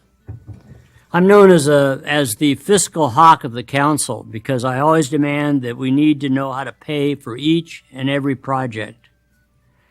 With me, you have a real record to compare. Please look at my record. Now, some of you may not agree with all my decisions, and I don't expect you to, but on balance, if I've done a good job, please vote for me for District 2 on April 10th. Thank you. Our final candidate for District 2 is Eric Leckie. I'd like to welcome citizens, potential voters, and those people who just managed to find babysitters to escape the kids for a few hours. And if so, I hope you have funner things planned than this afterwards. My name is Eric Leckie, and I'm running for Whittier City Council District 2. My background is in business and in business development. I help make businesses grow their brand while helping them to expand and be profitable. I am a revenue enhancer. I have a degree in political science, and I was tired of sitting on the sidelines, wishing, hoping, praying for my city to make the changes that I want. I wanted to play an active role in the city's growth and change and utilize my skills and my fresh approach on the city council. I am the business first candidate. I want to eliminate needless regulation regulations and barriers from our businesses in Uptown and all over Whittier from operating. I want to streamline the permitting process and modernize the ability to accomplish a lot of these tasks online, not just another clunky government website that looks horrible and runs horrible. I want to work closely with organizations that are business focused, like the Whittier Chamber of Commerce, the Uptown Whittier Association, the recently formed CBD, to better understand how we as a city can best assist our businesses in success. I believe we can transform Whittier into a destination city where people from all over come here and spend their money on our restaurants, our shops, and our entertainment. I believe that we can work with our police and local charitable organizations to help solve the vagrancy issue that is plaguing the Uptown area, which is keeping our businesses from reaching their full potential and preventing our citizens from feeling safe. I want to enhance our current parking situation uptown to better reflect the growing needs of our businesses. But most of all, I'm doing this for my daughters. I'm showing them that they can challenge the status quo and follow through on an idea to its completion. My wife and my daughters are my campaign helpers and my complete campaign staff. They go with me while I've knocked on many of your doors, asking you what you want to see change in your city or what you like in your city. I want my city to be a representative of the new demographics of our city. I married a strong, wonderful, and supportive Latina woman. She is my rock and my inspiration. We are a young family just trying to make it in the city, and I believe it's time to have modern families represented on the city council and not just career politicians, and I thank you. That's a lot. Now we will move to District 4. And we have two candidates running to serve you in District 4. First, we will hear from Fernando Dutra. Thank you. My name is Fernando Dutra, and I'm currently one of your city councilmen, which I really enjoy and I'm very proud of. I want to thank the League of Women Voters as well as everyone here this evening and all of those out in TV land for taking time out of your evening to watch us up here and put a show on for you. The city of Whittier is currently enjoying some of the best progress we've had over the last 30 years. A lot of that progress is as a result of the decisions that we've made as a city council over the past 6 years. All the former dealerships on the former empty lots on Whittier Boulevard are all backfilled now with tax-producing retail shops, orchards, many of the shops that we like to go to, they're all backfilled now, as well as some really great affordable housing. And I say affordable housing, I mean market rate affordable housing. We have some wonderful families wanting to move into Whittier, getting jobs at PIH. They need quality housing, and we're providing it on Whittier Boulevard. I have three basic goals, and they're really easy for me. It's of course to make sure that we continue to have a safe city and we provide safe neighborhoods. I'm supporting our police officers. I've endorsed hiring 2 more police officers for the city of Whittier, as well as supporting safe neighborhoods. The other one is encouraging smart economic development. And it's more than just a theory for me. It's something that I actually practice every day. And we're doing that on Whittier Boulevard as well. Not just smart economic development, but also protecting Whittier Boulevard. I think we can do that through traffic signalization, as well as I discussed maybe purchasing Whittier Boulevard back from Caltrans so that we have control over Whittier Boulevard. That's how we mitigate some of the issues that we have on Whittier Boulevard. And last but not least, certainly it's protecting our standard of living as well as our property values. And I think we can do that by reinvesting on our infrastructure. It's important that we do so. The City Council has done that over the last 6 years. I'm very proud to be part of a team that's doing that. And I also want to enhance and protect our parks and open spaces. And I think I'm the councilman to do that, and I hope I can get your vote. Thank you. Thank you. Finally, we will hear from Lizette Escobedo. Good evening, everyone. My name is Lisette Escobedo, and I am running for City Council District 4. I am running because for far too long in Whittier, we've had appointed and elected leaders that lead the city for us and not with us. Whittier is ready for greater transparency, accountability, and putting people first. We need leaders with conviction and intention. I made the commitment to run for City Council because I too think Whittier is ready. I am running to bring the voices and great creative ideas of District 4 to City Hall. I've talked about a leadership formula that says listen, learn, and lead. So over the past several weeks, we've knocked on more than 1,400 doors, canvassing the district to listen about what most concerns our neighbors and what they want to see from us, their representatives. I spent most of my career bringing communities together and building coalitions at the local, state, and national level to tackle tough issues like environmental justice, equity for working families, and holding elected officials accountable. Now, I'm ready to bring everything that I've learned and the relationships that I've built back home to the city that I love and where I've decided to raise my daughter, back home to Whittier. Today, you'll probably hear a story about a great Whittier boom. But Madison, Alexa, and some of my volunteers who are here and myself who have actually knocked on your doors and talked to you know that many in our community do not feel the same. This is why I've committed to bringing in greater transparency by ensuring that our community outreach and engagement efforts do not just meet the standards, but exceed them. I am committed to working closely with our law enforcement professionals to ensure that they are well-resourced to take on increasing public safety concerns in our community. I am committed to ensuring Whittier thinks about the future by investing in our youth and making smart decisions about land use and development and our investments. Whittier is not a status quo community. You guys are proving it here, and we prove it every time that we knock on your doors. We deserve new, innovative, dynamic leadership. We deserve new, fresh ideas. So I say, let's go get it. Thank you. Thank you. Now we will move to the questions that were prepared ahead of time that each of the candidates has seen and has had an opportunity to prepare a response to. And I am going to limit these responses to 1 minute this time, whereas the mayoral candidates got a little more time. I thought you said a minute and a half. That way we can get more of the audience questions because I've got a stack like this coming. The first question asks, what measures would you support to increase sustainable, environmentally sound options for Whittier residents, taking into consideration transportation, water conservation, renewable energy use, clean air, including reducing particulates and ozone, farm-to-table products, and other environmental sustainable living issues? And for this question, we will begin with Ms. Perez. We will move all the way to Ms. Escobedo and return to Mr. McLeod. 1 minute. On electricity, I support choice in electricity choices. I'm glad residents at long last can choose to buy electricity that is 1/3 from renewable sources or buy electricity that is 100% for renewable sources. I think it's great that the council just voted to have this option that we much needed a long time ago. It's good that it's an election year and they just actually voted on it. On water, I support lowering the fixed charge that residents pay for water by replacing most of the fixed charges with usage fees. This will reward residents for conserving water. On transportation, I support working with MTA for better bus coverage. For better bus coverage of Whittier and to bring rail to Whittier as well. Perhaps also exploring other local transit options in our city. Thank you. Mr. Bouchot.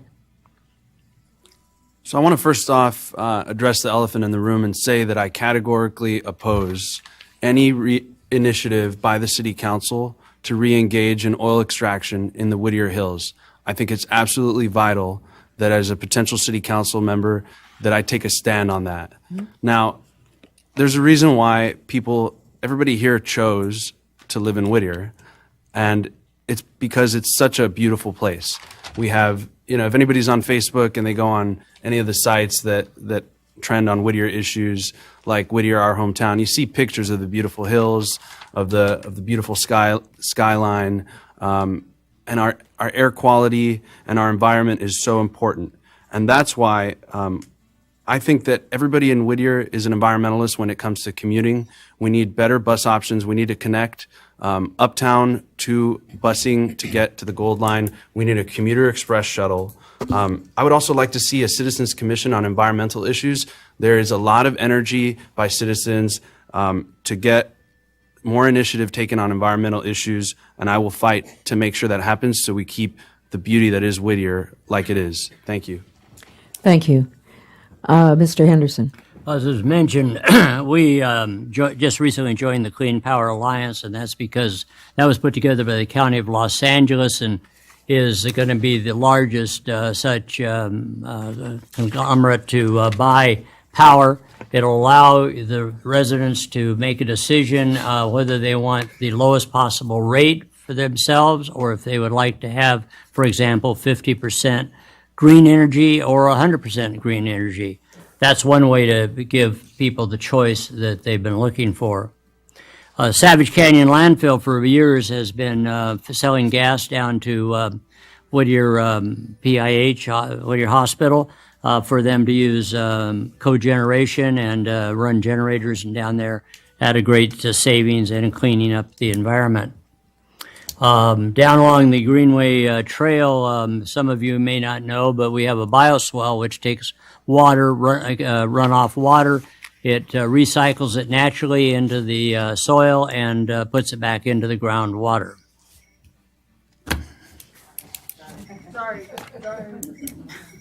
Thank you.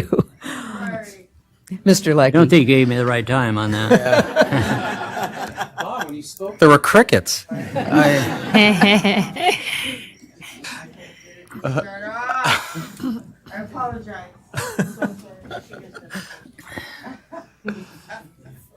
So I'll get a minute and a half next time.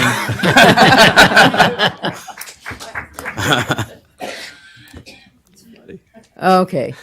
Are we ready to go, timers? No, we're going to get this right. Okay, we're ready. Okay. Mr. Leckie. Bob mentioned a lot of the stuff, and no need to repeat him. He was right on a lot of those. There's been the Clean Water Act since 1972. It's been backed up by numerous follow-up bills and bond measures. The EPA has implemented pollution control programs such as setting wastewater standards for all industries. The Clean Air Act has been in effect since 1963, also re-upped numerous times, constantly funded through every bond measure. It seems like every year we're voting on a new bond measure. I don't know if you've noticed that. It's like they constantly are running out of money. And they've given us a lot, and it's been wonderful. But as far as, and we also live in the state with the most stringent laws regarding emissions. As far as what the city can do as a city councilman, my job would be to represent the laws of our country and the laws of our state and adhere to the existing laws on the books. Sometimes the solution isn't passing more laws, which causes legal confusion on issues, but instead worry about the small things we can do.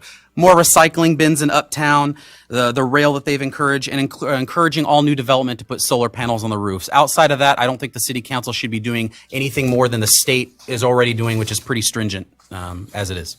Thank you. Thank you. Mr. Dutra.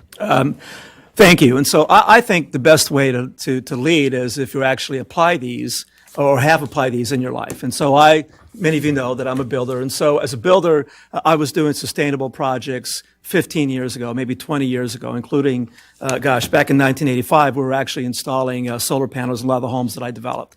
And so when I'm working with staff here and I'm recommending or I'm supporting a particular sustainable item, I'm doing it because of a practical application. I actually understand how it's being installed and how it's being, and the value that it has. And so Whittier's done so many things, and Bob's discussed it, and so Joe previously, but certainly joining the Clean Power Alliance is a big deal from us. What that does is that takes us from renewable energy from 34%, which we currently have, all the way up to 50%. In addition to that, we're doing so many other things, the CNG truck fleets that we're doing. I supported converting a lot of our traffic signals to LED as well, which is a big deal. And of course, Savage Canyon. But it's important to remember that in order to create sustainable Whittier, we need to meet the needs of the present without compromising the ability of the future generations to meet their own needs as well. And so I think we're doing it in Cedar Whittier. Thank you. I saw the stop. Ms. Escobedo.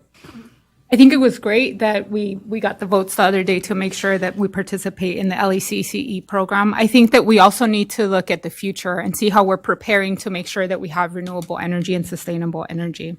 I think we need to have a plan set up for that and to make sure that we sustain our air quality. I think something else that we need to talk about because I think this all relates back to the environment, and we all know the environment relates back to health, is the fact that we're over-indexing on asthma and diabetes rates in Whittier. So I think another discussion that we need to have is how do we make sure that we have open green space to make sure that our environment is safe all around. Yes, renewable energy is important. Yes, making sure that we have water conservation and energy conservation plans are important, but we also need to talk about more green spaces for our kids and what we're building for the future.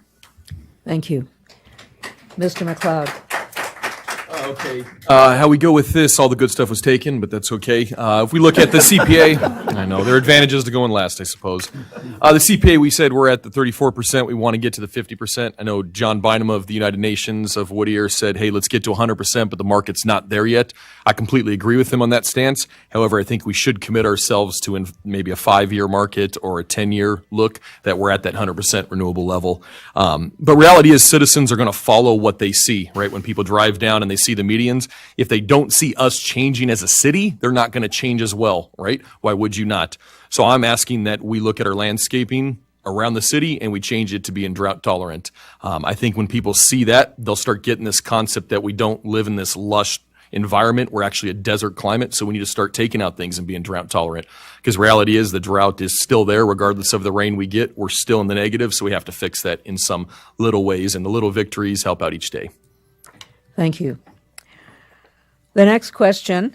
In November, the Whittier Public Library bond measure failed by the narrowest margin, less than 25 votes. Whittier's Central Library needs modernization for electrical and internet capabilities, veterans services, restrooms, and children's services. What do you propose in order to provide the residents of Whittier a 21st century full-service library to equal the outstanding service of all the library employees? And for this question, we will begin with Mr. Bouchot. Thank you. So, a great city deserves a great library. Unfortunately, however, as we know, Measure L did not pass. I was a big supporter of Measure L because I am committed to making sure that we have those spaces to develop a passion and a love for education. And because we do have limited funds now and the economic environment has changed with federal tax reform, we need to make sure that we make the hard decisions and prioritize what are those important things that we must focus on. And I suggest focusing on 2. Now, as a father of 2, it's vital that we have an enlarged children's corner. The current space is unsatisfactory. It doesn't meet the needs of our children, and it really doesn't bode well for us as a city. The second piece, as a former veteran, we need to focus on the Veterans Resource Center. It is dank. It is stuck in the corner between the books and the bookshelves in the back of the library.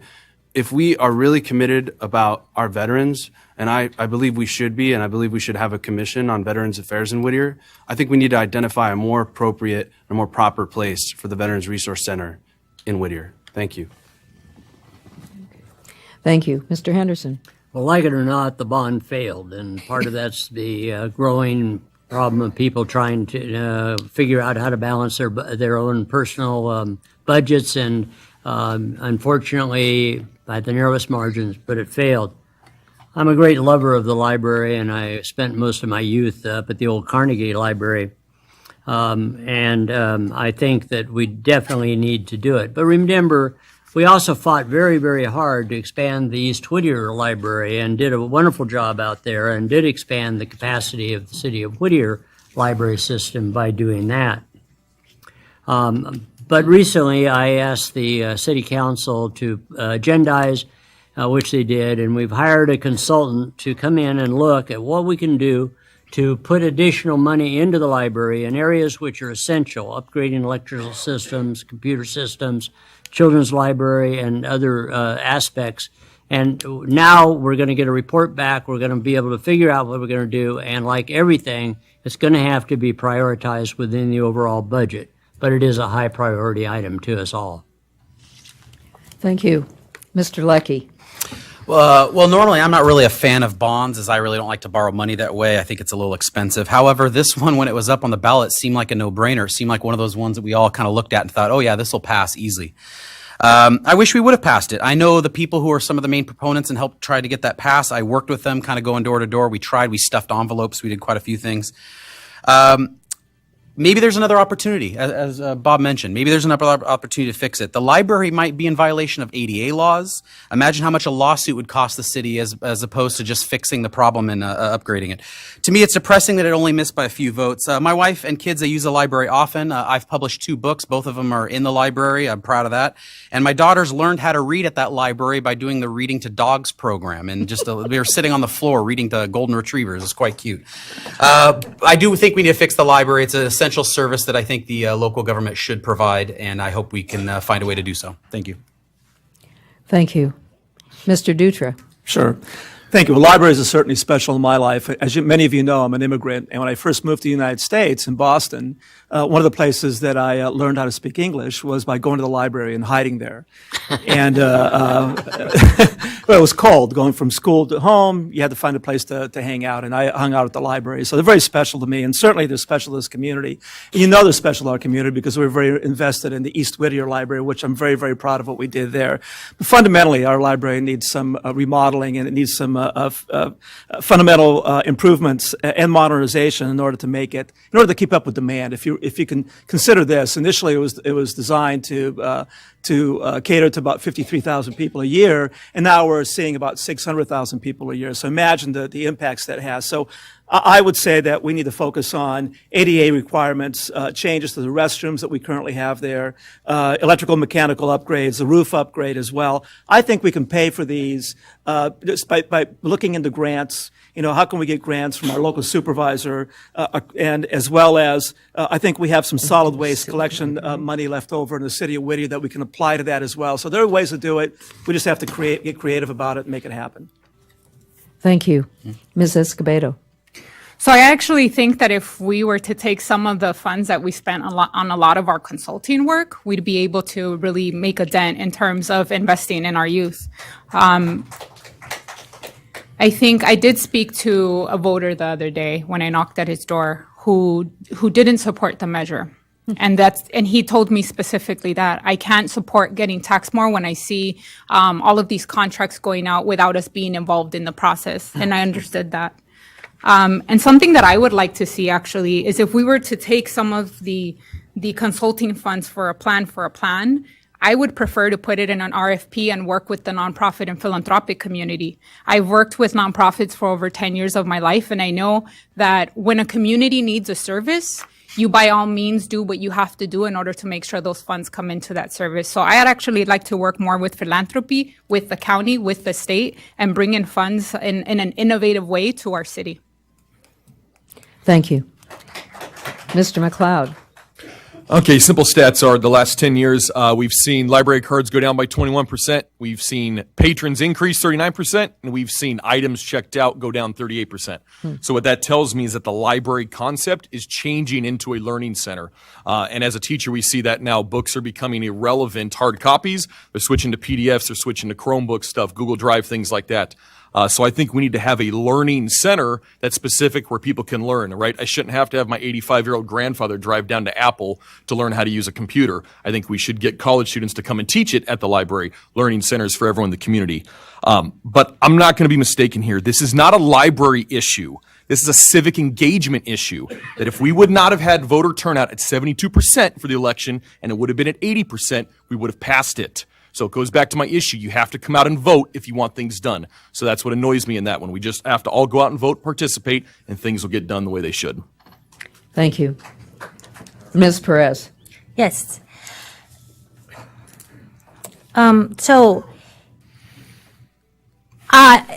living in hard economic times for many of our families here in Whittier, and I don't support another bond in raising taxes, but I did strongly support the library bond. As a mom, as a children book author, as a school teacher for over the 25 past years in education, I believe in the power of education and I believe in the power of community. I support the library. I breastfed my children at the library. I changed diapers at the library. My children grew up in the library. library. Whittier has the resource capable for upgrading the library's electrical, internet, and restroom. It also has the funds for modest upgrades to the children and to the veteran services. While this is not everything that I envision as a supporter of the library bond that we just did, it is doable. While some of this council oppose the bond initiative, I believe the modest upgrade using existing funds is worth doing. Thank you. Now we will move on to questions that have originated in the audience. The first question deals with homelessness. What additional steps can the city of Whittier take to reduce local homelessness? And we will begin with Mr. Henderson. I'm sorry, would you repeat the question, Margot? You were turned away. Certainly. What additional steps can the city of Whittier take to reduce local homelessness? Thank you. Well, I think you have to look at what we are doing. We actually have one of the lowest homeless rate in the entire area. And part of that is because of the great network that we've created between our nonprofits, handling everything from First Day and Whole Child, Women's and Children's Crisis Shelter, and the Salvation Army. All of these work together as a network to try to reduce that. But of course, there is a homeless problem, and there is a real need to get services for that. One of the terrible problems has been that while this crisis has gotten worse, the state of California made it much worse by taking away redevelopment funding for the cities. We had a tremendous amount of money removed statewide from the ability to provide homeless and low-income housing that was not replaced, especially during the recession at the worst possible time. Mm-hmm. And of course, it's a much broader question than simply one simple answer, and we're not going to answer it in 1 minute tonight. Thank you. Mr. Leckie. I agree that we're not going to solve this in 1 minute or even all of our minutes kind of added together. This is a systemic problem. It's a regional problem, not a Whittier problem. I want to make that clear. We live in a wonderful city that is actually pretty well run for the most part. It's a systemic problem. But in my door-to-door visits with Whittier voters and talking with people at every locations I go, I ask voters what their hopes and concerns for Whittier are. Their number one complaint is the vagrancy and petty crime. Number one complaint. It's not even close. People are visibly frustrated. It's affecting Uptown quite a bit. Business is suppressed because of this. Ask any business owner what they think their number one complaint is, and they're going to say the vagrancy and the overall kind of petty crime. In my conversation with Chief Piper, I brought this up wanting to know what the police could do, and he brought up an excellent point that I hadn't really thought of. Homelessness is not a crime. It's not a crime to be homeless. We have to think of this as a mental health issue. They started the Whittier Consortium on Homelessness. I think that's a great first step. There's other great charities and organizations. I just hosted an event for Pathways of Hope 2 weeks ago that did an amazing job at raising money. I think organizations do a better job than cities do. Governments usually are slow to react. They're more reactionary. Organizations, give your money to organizations. They're the ones that are making the difference out on the front lines. Thank you. Thank you. Mr. Dutra. He took my line about organizations, but that's okay. Well, look, it's true. This is a very, very difficult thing to consider and to resolve. I'll say that for me, it's about doing the work. And so 2 years ago when I was mayor, I was part of the Whole Child's group that went down to the Rand Corporation, and we submitted an application, and we did a presentation in front of the Rand Corporation, and we won $1 million for the Whole Child. Now, that's a big deal because the Whole Child services about 700 families regionally, as well as they're one of the leaders in Southern California on how to deal with family homelessness. And so for me, it's what do we do? What do I do personally? How do I get involved? Additionally, it's about education as well. And the thing about Whittier treats their homeless with compassion, all the way down from the leaders here at the city council. Our cops do as well. They take special classes on how to deal with homeless. And so as a leader in our region in homelessness, we're already doing a lot of the things that need to be done. We're providing some of the housing with what we did over at the Salvation Army. And so, I think for us, it's continue taking a leadership role in homelessness. It's not going to go away, but as long as we're working hard at it every day, and it's in our forefront, we're going to continue making strides to improving it. Thank you. Ms. Escobedo. So I think we've been taking a lot of immediate solutions to address the symptoms and not the root causes of homelessness.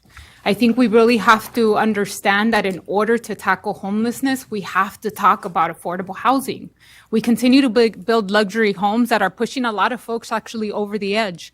I talked to one of the voters in my district. His name is Adam, working 3 jobs, renting in Whittier, was raised in Whittier. And now he's thinking of leaving Whittier because it's become too expensive for him to live here. So we need to make sure that we're keeping the stock of affordable housing we have. We need to make sure that we talk about long-term fixes and talk about permanent supportive housing. And we need to make sure that we're finding solutions that, again, do not just throw money at consultants. We invested $40,000 in a consultant to tell us how to use the Measure H funds. I think we need to really start talking about the root, which is affordable housing, and that's where we're going to get to a long-term fix instead of continuing to just talk about the services and the symptoms. Thank you. Mr. McLeod. Big time. I finally get to use the word Scotland, where my family's from. So Andrew Carnegie said you got to help people help themselves, and I firmly believe that in that one. It's evident that we have 2 of the major rock stars in the area for homeless intervention in Ted Knoll and Whittier First Day. No one would disagree with that in that one. But at some point, there is a moral issue that we have to look at how we treat homelessness. Are we just walking by them as lepers, or are we actually getting help? And are we looking at the stats and seeing who wants to be homeless and who is actively looking for help? I think those are 2 different pathways that we're going to have to take moving forward in that one. And no offense to the individuals that don't want the help, just want to be homeless, we're going to have to take a different action. We can't allow you to sleep in the parks and be around if you don't want the help. But there are a lot of people that do need it, so we have to look to identify those and see how we move forward with that, I believe. Thank you. Ms. Perez. Homelessness is increasing here in Whittier, and well, that is just not good for anybody. I will continue to support the programs that we have here in Whittier. For our homeless residents, I will support solutions for shelter, healthcare, housing, and sustainability. I will continue to support the work that the Women's Crisis Centers, Spirit Family Services, the Whole Child, Whittier First Day, and every single school district has in place. Good examples of of housing for those in danger of becoming homeless. In Uptown, the old Hoover Hotel converted into low-income senior housing. The corner of Pickering, and Philadelphia, subsidized low-income family housing. And on Newlyn, an older apartment building purchased by Whittier First Day that provides housing for formerly homeless. And enhances the neighborhood because it is well-maintained and residents contribute to the community. More of these developments I will support. Thank you. And Mr. Bouchot. So one additional step that we can take to help to begin to address homelessness is to elect a leader who has experience in homelessness. And it just so happens that I do. Imagine that. So I worked at Inner City Law Center in Skid Row, working with homeless veterans to make sure that they had the benefits to keep themselves off the streets. Since I've been in Whittier, I've been a member of the Whittier Homelessness Consortium. I volunteered at the Cold Weather Shelter, and I'm also the director of a nonprofit that helps disabled veterans. So I know what it takes to get nonprofits to work with each other. I also have a legal and business education that's going to come in handy because this is a multifaceted issue. This is not, as some here would like you to think, a silver bullet solution. There are many different types of homeless people, as I can attest from having worked with all different kinds. Sure, there are mentally ill homeless people, and there are substance abuse issues there. But there are also people, like I learned, working down at the United Methodist Church with families who are homeless, who are just struggling despite all their best intentions and their best hard effort to stay out of homelessness. And we need somebody who knows what they're talking about on this issue, because the city council, unfortunately, speaks in very outdated terms when it comes to this particular issue. Thank you. Thank you. We will move on to a slightly related question having to do with homes. Do you consider rent control a proactive measure to address homelessness? And sort of a related issue, are any of you wanting to change R1 zoning to R2 or more to increase the density? So we will begin with Mr. Leckie. I'm sorry. Can you just please repeat the questions for all of us? Do you consider rent control a proactive measure to address homelessness? And are you at all interested in changing R1 zoning areas to higher R2 or higher zoning to increase the density? So, Mr. Leckie. I'm usually not in favor of government kind of intervening in that kind of stuff. I really don't like the idea of rent control because it's an artificial cap or an artificial change. Unfortunately, and I know this firsthand, I'm the sole income provider for a family of 4. It's really, really difficult to survive in California. We all get that. But the minute you start bringing in control costs as someone who owns property, I wouldn't want to have to be dictated what I could and couldn't charge. I don't think that's necessarily the solution. I think it's, how about bringing a live-work concept to the uptown area? They do it in Brea. They've done it in other cities. It's not about building cheap and expensive housing. I think someone said it earlier. It's market rate housing. It's just that what can we afford in this very expensive state that we live in? I don't think the solution is going to be done through a city council. I think it's going to be done through business development. And the developers go where the money is, and the money is telling them to build lower income, lower housing. I think they'll do that on their own. I don't think rent control is the solution. Thank you. Mr. Dutra. So, as somebody who's developed and built affordable housing, I understand the need for affordable housing and the balance to different types of rents and rent control. I don't believe that there's a place for rent control everywhere, but there could be a place depending on the market, depending on the location. In the city of Whittier, I don't see the location, and I just don't see where the opportunity would be currently. Affordable housing is difficult to explain. It's not always affordable because there's a need. We all pay the same thing for 2x4s and drywall. The price of land and the price of financing is what drives affordable housing or not, or it's not affordability. And so I think we have to be cautious about how we apply affordable housing projects where they're located, so that it has value to the entire community. Thank you. Ms. Escobedo.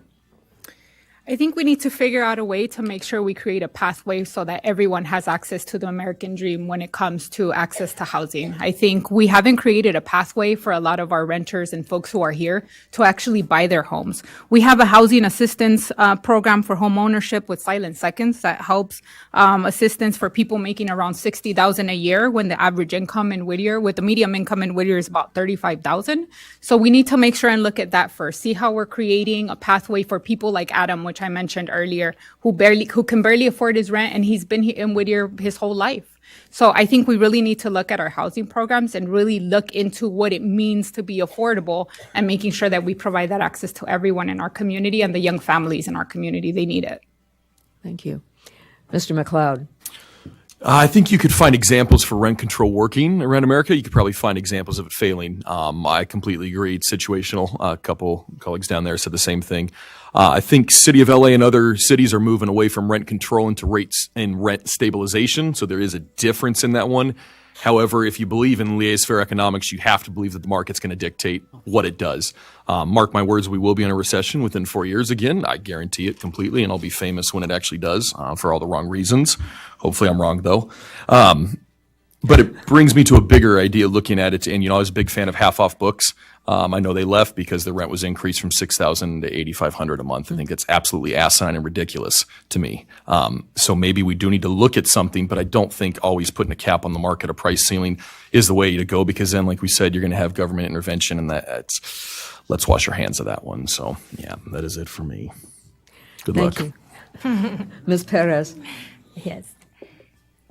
So I work for Common Sense Kids Action, and it's a organization that we advocate for legislation for children and for families. So rent control is in our radar, and that's something that I always advocate for.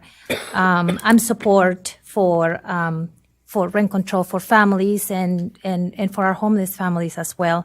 We do need to look into housing programs, and I will support low-income housing that is smart and responsible development. Thank you. Mr. Bouchot. So the second part of that question is really interesting and has not been covered as much by the other panelists. And it's the question of where and whether we could increase more density. I do not believe that our single-family homes, and particularly the historic homes in my district, what would be my district, are really a smart place to bring in high density. However, I would like to explore, potentially live, work, loft style building up in the uptown area. It seems ripe for it. In fact, the uptown specific plan allows for it, except it just really, the right economic conditions haven't occurred to let that happen. Unfortunately, the city council wants to spend $10 million of its $13 million on a parking lot, which I'm pretty sure doesn't house anybody or is not going to bring anybody to draw them in to live there. So that's what I would recommend. It's definitely something we need to look at and study well and explore. But I think it actually addresses two issues. One is it allows young starter home type people to look at entry-level housing, and it brings in people to help keep our streets safe in Uptown, which is a major problem, and as well to bring increased enthusiasm and energy to that retail district. Thank you. Thank you. Mr. Henderson. Well, since it's really two questions, I will also spend it on the second half of the question. No, I'm very much opposed to changing zoning from R1 to higher density. It's ridiculous. People have made their investments in this city primarily because they can get R1 properties and find the type of living situations that they want. And I think it's ridiculous to simply pass a law and tell people that they've got to subdivide their own properties up in order to accommodate other people. There's a lot of other ways to reach out and find additional uses, ways to create that. One of those is infill development. For example, the Nellis development that will be coming forward does a lot of that, because here's property that is the largest single piece of infill property remaining in Los Angeles County. And it allows us to put higher density in those places in certain areas so that you do balance out some of that and you help reduce the overall housing cost. But it's a monumental problem that won't be solved by any one single answer, but that's a possible way to get better density and lower prices for homeowners. Thank you.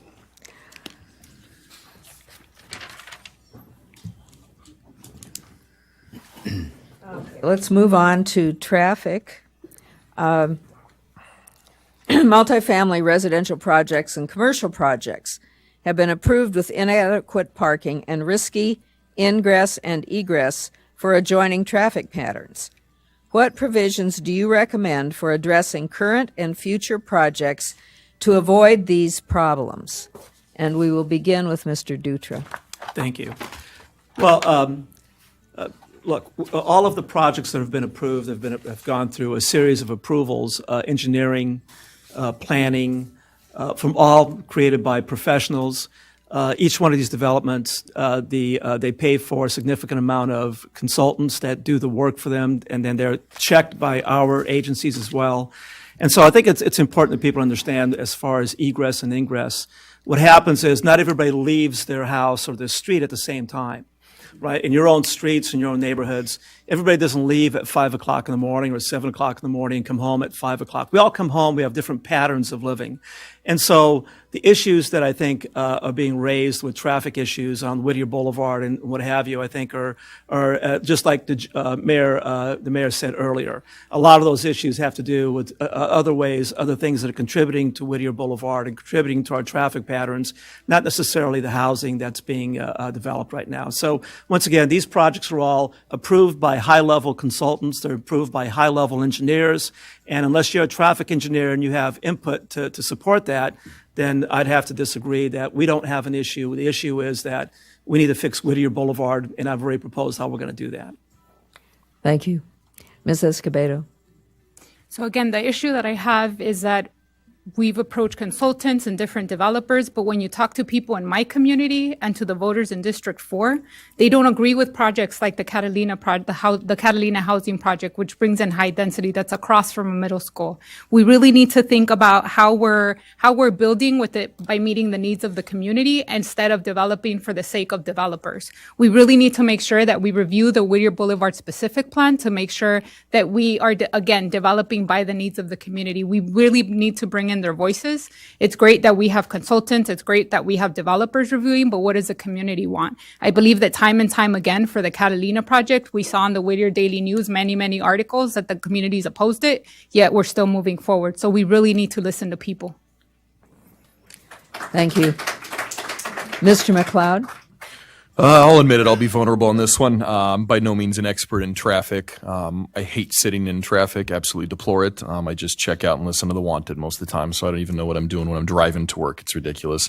But I really think it's probably more of a conceptual issue that I think we're seeing an increase in traffic because we're probably getting at that point of being overpopulated in the city of Whittier. Sadly, I hate admitting that, but that's just the reality, and I'm going to be blunt and honest with you on that one. We've already said about recalibrating the lights. I think we do need to look at that because we're probably running on calibration based off of a 20% decrease in our population from years past, so we do need to modernize that. However, that's where we got to put commissions together because I'm going to admit it, I'm not the expert in that one, so I would like to put council members together and put commissions together and study that even more. Thank you. Ms. Perez? I will recommend changing the city council. Yes, we have a city council.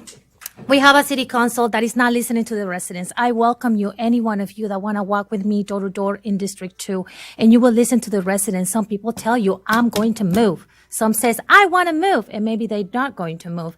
But people are upset and people are angry. We bought into a Whittier. We came in and rented a home or an apartment, our property, and then now we have high-rise apartments and condominiums that are creating that very traffic and high density. So we need to put a stop to that. Whittier is in the pockets of developers. And Whittier is not for sale. My Whittier is not for sale. So I am not for motels and high-rise apartments and those condominiums that are creating the traffic. Once we we stop that, we do need to deal with the current traffic that we have, and then we need to calibrate the lights and put measures to see how we can solve the mess that has been done. Thank you. Mr. Bouchot? So I'd like to call this the tale of two Whittiers. There's you, the working stiffs who drive an hour plus to get to wherever you work or spend your days, and then the city council. Largely local business owners with 10-year-old cars probably with 15,000 miles. And I don't have to be a traffic engineer, I'm sorry, to tell you and to understand that traffic is a major problem in Whittier and that making big developments along the traffic corridors is a bad idea. It is just basic common sense. Now, my solutions: 1, no more building major projects along Beverly Boulevard or Whittier Boulevard until we get a grip on this problem. 2, let's work with developers to have them buy in and pay for an intra-city shuttle that will move people around to the major destinations in and around Uptown Whittier. And 3, and this is maybe a little bit off the grid idea, but let's expand the trail westward. It seems like Whittier always wants to connect everything east. But when it comes to connecting the San Gabriel River trails and the Greenway Trail, that never seems to be a priority. We really need a multifaceted solution to traffic, and it's not one that involves more building along the major traffic corridors. Thank you. Thank you. Mr. Henderson? Well, guys, we're going to have to expand this to about 10-minute questions if we're going to get into such heavy-duty situations. But I'm going to tell you a couple of things. 1, traffic that's been generated has not been generated because there's more houses in Whittier now than there were a year and a half ago. The census the last census out was 87,000 people in the city of Whittier. The last census that we just did was 85,000 people. The city of Whittier has approved about 300 dwelling units of various types. in the city of Whittier. About half of those have been built. And yet everybody wants to claim, well, my God, there's high density and traffic's coming through. We did a study to try to ascertain where was all this traffic coming from. And I'll tell you the main thing. You familiar with a little app called Waze that it will teach you how to avoid traffic congestion on freeways and so on by rerouting you through residential neighborhoods and around through that?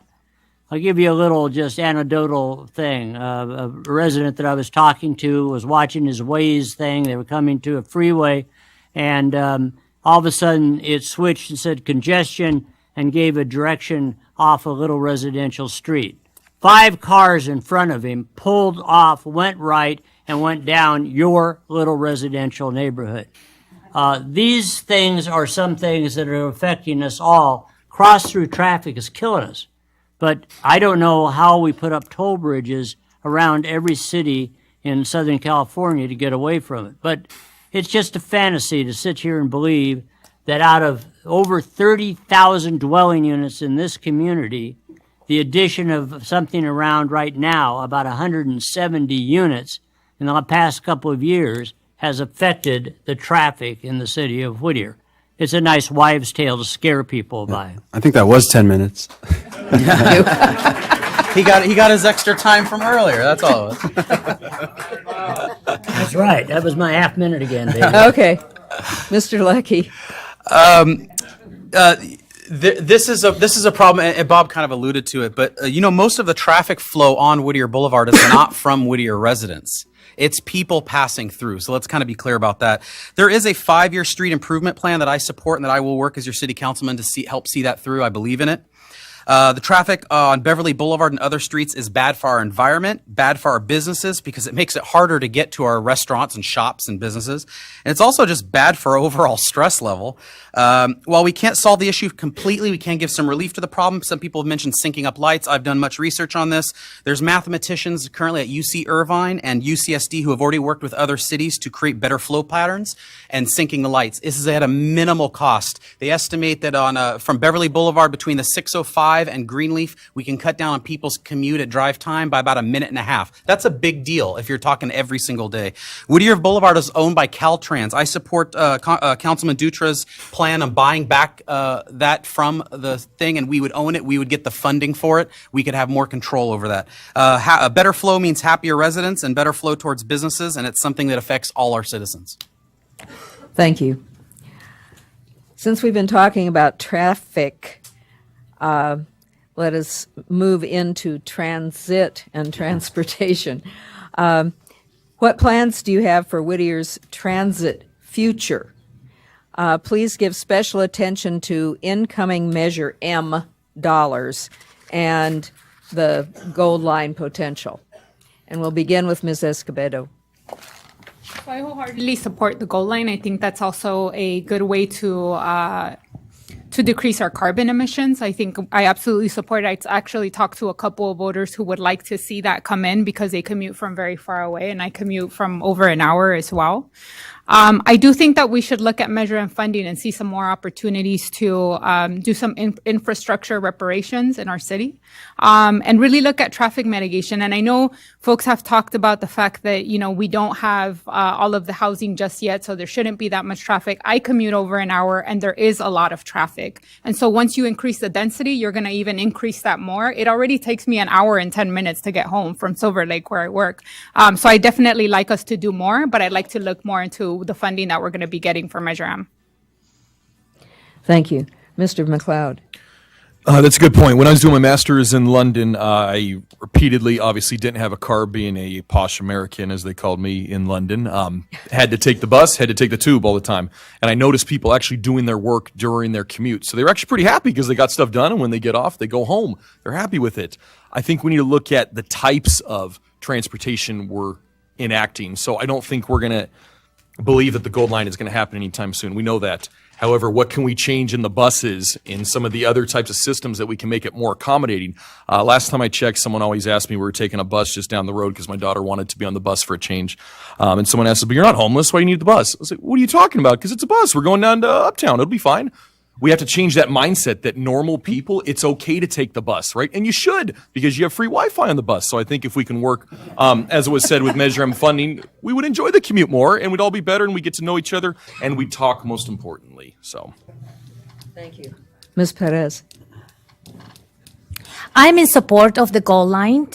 I think that will bring great economic improvement to Whittier, and I'm also for capitalizing on the funding for Measure M.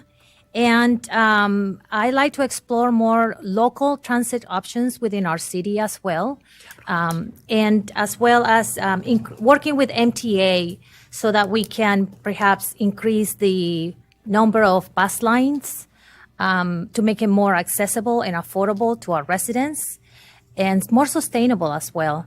And also the frequency so that people, so there's an incentive for people to take the MTA. Mr. Bouchot.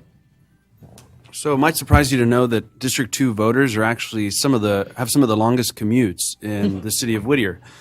I would like to change that. I'm a member of Better Whittier Transit now with my good friend Charles Bennett over there, and you know I've found through lobbying MTA and working with one particular council member who helped me get there, I was surprised to find that really Whittier elected officials are not really tuned in with regional politics.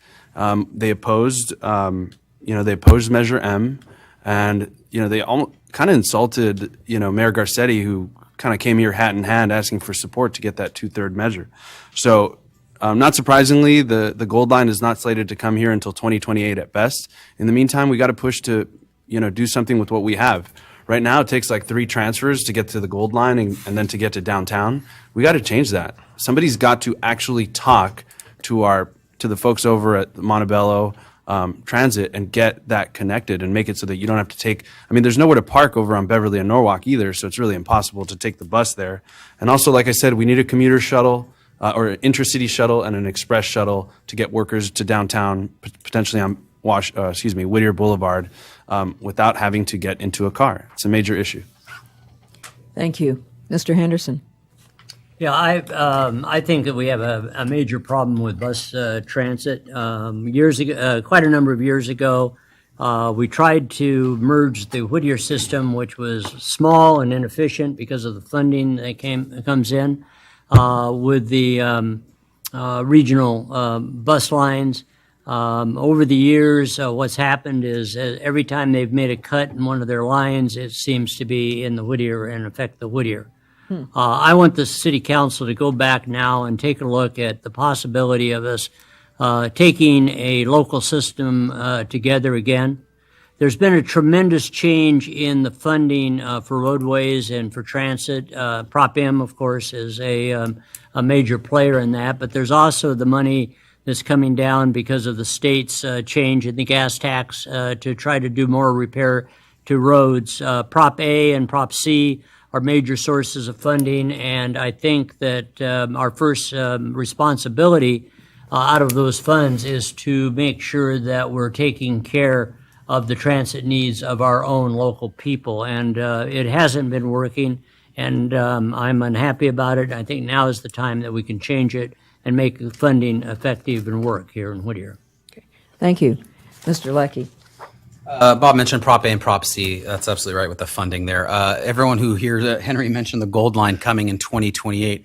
Yeah, I'll believe that, just like I'm going to ride the bullet train up to San Francisco any day now, right? It's all going to be, hey, it's all going to be built. All of our politicians told us it's all going to be built and it's coming, right? Well, I'm not going to count on the gold line. I'm not going to hold my breath. My daughter will be like a grandmother by the time I think that that's passed.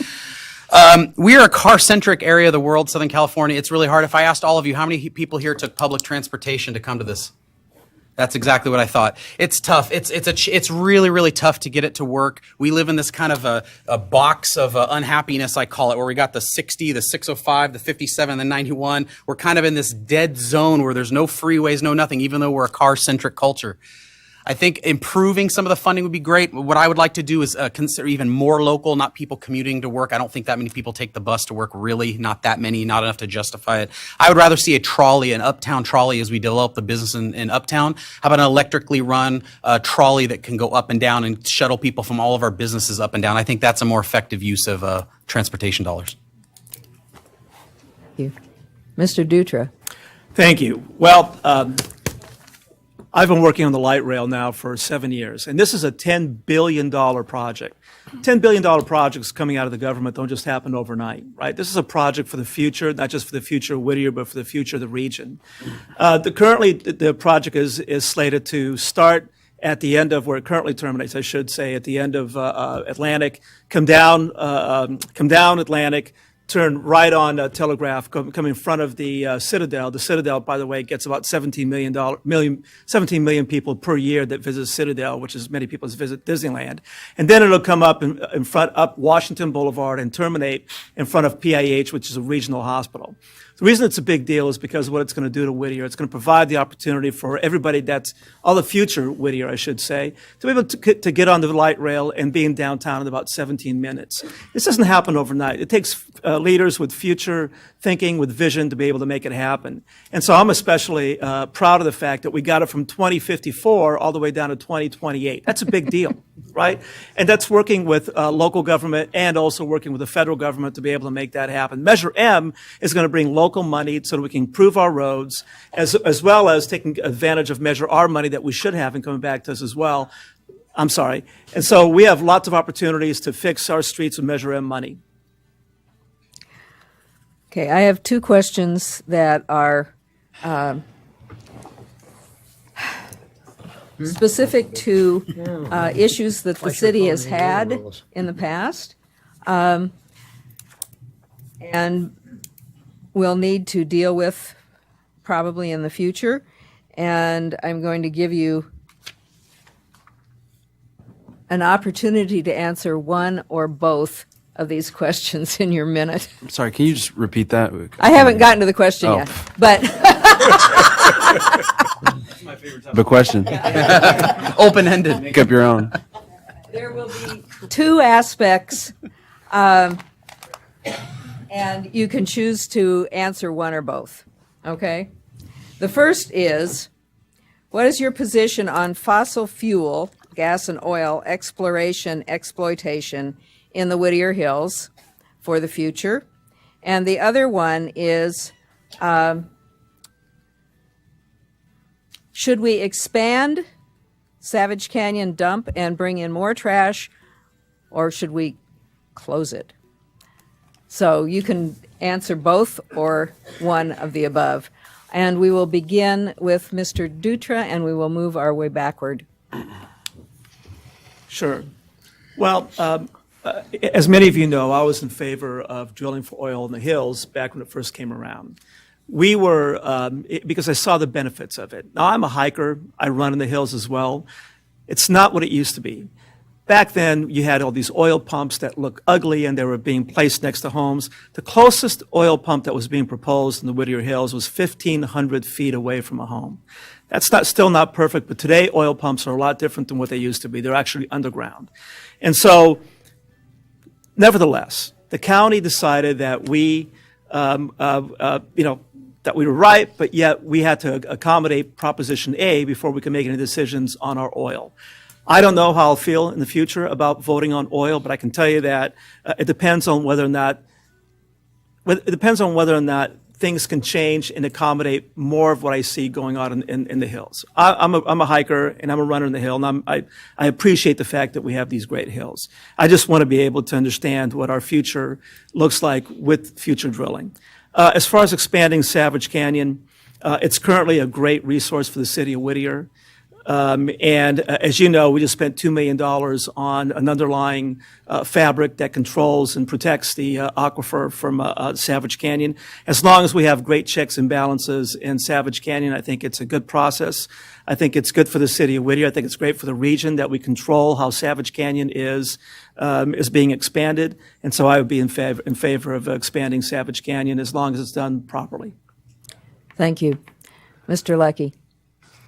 Innovations are amazing and the technology and all that, but and we're going to need less and less fossil fuels as the years go forward, and it's dwindling, but we're not there yet. We could have added $150 million a year for 10 years to the city's fund, thinking all the parking structures in Uptown, hiring more officers, new paved roads, a new library, city scholarships for local students, grants to start businesses for minority business owners. We could have done a lot. It's a shame that we couldn't get it done. Our city deserves that windfall, and in the end, we didn't, I guess, follow proper protocol, didn't kind of get it all done. We got nailed for it. But we do have to follow the letter of the law, but we have to also follow the will of the people. If the people don't want it and they've spoken, we have to follow what the will of the people is. Whether I agree or not, the environmental concerns, it wasn't that hard of a problem to solve. You could have set up a trust fund that would have put 5% away. That's $7.5 million a year, and then had the developers kick in another couple million. You could have had about $10 million a year that would have per year for 10 years, which could have gone to habitat restoration, trail restoration. And as Dutra here said, the oil derricks and all that are not what they used to be. I think we could have done it. I'm a proponent of environmental concerns, but at the same time, that money would have been really nice for Whittier. Thank you. Mr. Henderson. Well, I'll take the easy one. The Savage Canyon landfill basically cannot be expanded. It's under a state mandate. It be practically impossible to expand the capacity of that. Our little landfill is too expensive to run. It is not efficient. We had an opportunity to sell it to the sanitation district, which runs all the other landfills in basically the eastern part of the county. Several years ago, people didn't want to sell it and decided that they'd really rather pay triple rates for our trash than other areas. And so, like I said, if you want to buy your own white elephant and keep feeding it, it's fine. It's your white elephant. So that can't be expanded, though, for additional income. It's just not practical. I could give you a 4-hour answer about that, but it's not practical. Thank you. Mr. Bouchot. So I know we don't have much time, but I think it'd be shirking one's duty not to address the oil issue. As I said, I'm categorically opposed to reinitiating oil extraction from the Whittier Hills. But I think the real damage of that attempt, was the damage to the public trust. There's a tangible feeling that, people get the sense that their government is trying to exploit their natural resources, to balance a budget. And budgets are important, but people are more important at the end of the day, and we need that open space for our people and for our children. And so there was an interesting article, I think in the Whittier Daily News recently, about how cities aren't really preparing for the new wave of electric vehicles and electric technology that's coming, not to mention automated vehicles. And so I would like to start to focus on that and prepare for the future that's coming. In the Marine Corps, they said, don't fight, you fight tomorrow's war, start preparing for tomorrow's war now. And we sort of need to do that. I have somebody on my team who works for Tesla who's already working on building the infrastructure, in various gas stations to charge your car. But we need to do more. We have plenty of empty parking lots, of all things, to put some electric vehicle charging stations. We should start doing that. Thank you. Ms. Perez. I am for the environment for today and for a responsible tomorrow. I am no for drilling in our hills. Now, we currently do have some drilling in our hills that is taking place, so we need to review the measures that we have there in place to make sure that it's safe for the for the residents that are living around that area.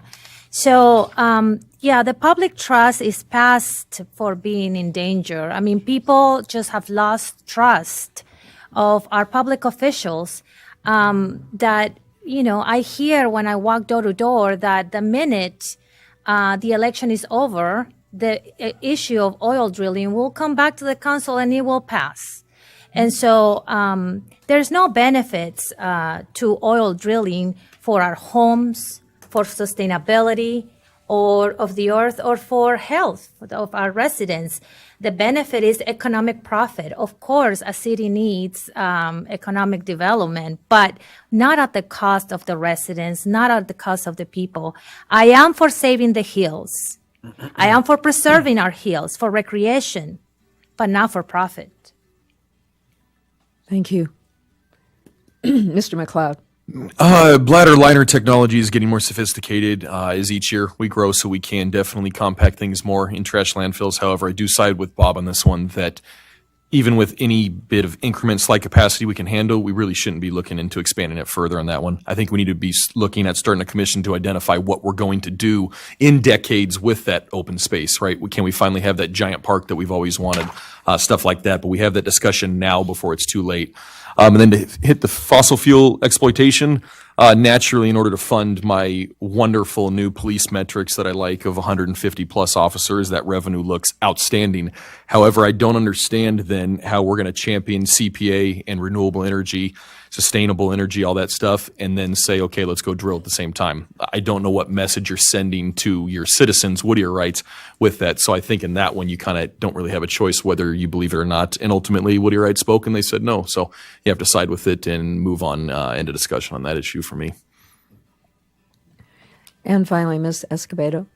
So I think time and time again, we've seen case study after case study that demonstrates that drilling in our communities is not safe. There's potential for oil spills. There's potential for soil pollution. I've worked on environmental justice issues in communities where, because of corporate interest, you're contaminating the communities, and it becomes a big issue, and it does become a big issue of trust in the community as well. So I'm absolutely opposed to any oil drilling. I think we need to make sure and preserve our wildlife as well, which is a big issue. So I'm absolutely opposed, and I really do think that we shouldn't even consider it in the future. It shouldn't even be a theme of discussion. Okay, thank you very much.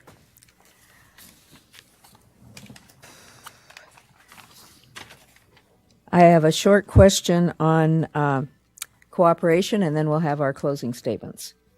And maybe we can do 30 seconds on this? You do 30? Name that tune. I'll do it in 29. This person asks, each council member is elected to represent a quarter of the city, but to accomplish anything you need to work with your peers or you will accomplish nothing. Are you willing to work collegially with current council persons for the good of the whole city?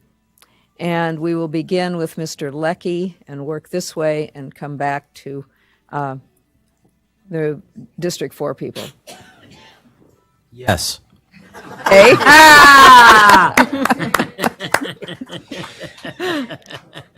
Yes, I will work with them. A rising tide floats all boats. So let's remember, this isn't about districts. This isn't about streets. This isn't even about your local neighborhood or your local school district or the sign you have in your yard that my kid was #1 at Longfellow.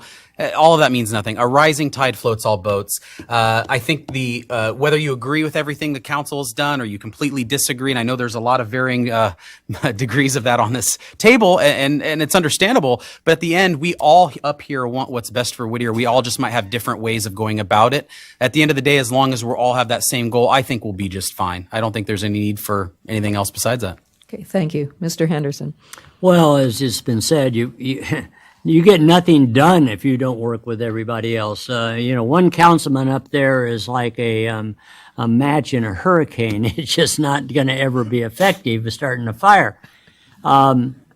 I've worked with, I counted up the other day, I've worked with 20 different council people besides the people that are on my council right now over the years, and I've always been effective in every single council I've been with.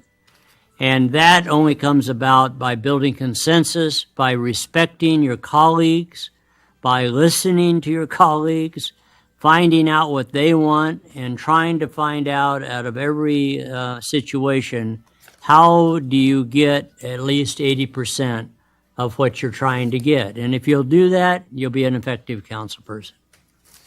Thank you. Mr. Bouchot. I've heard it said that anywhere there's 2 Marines, one of them's in charge.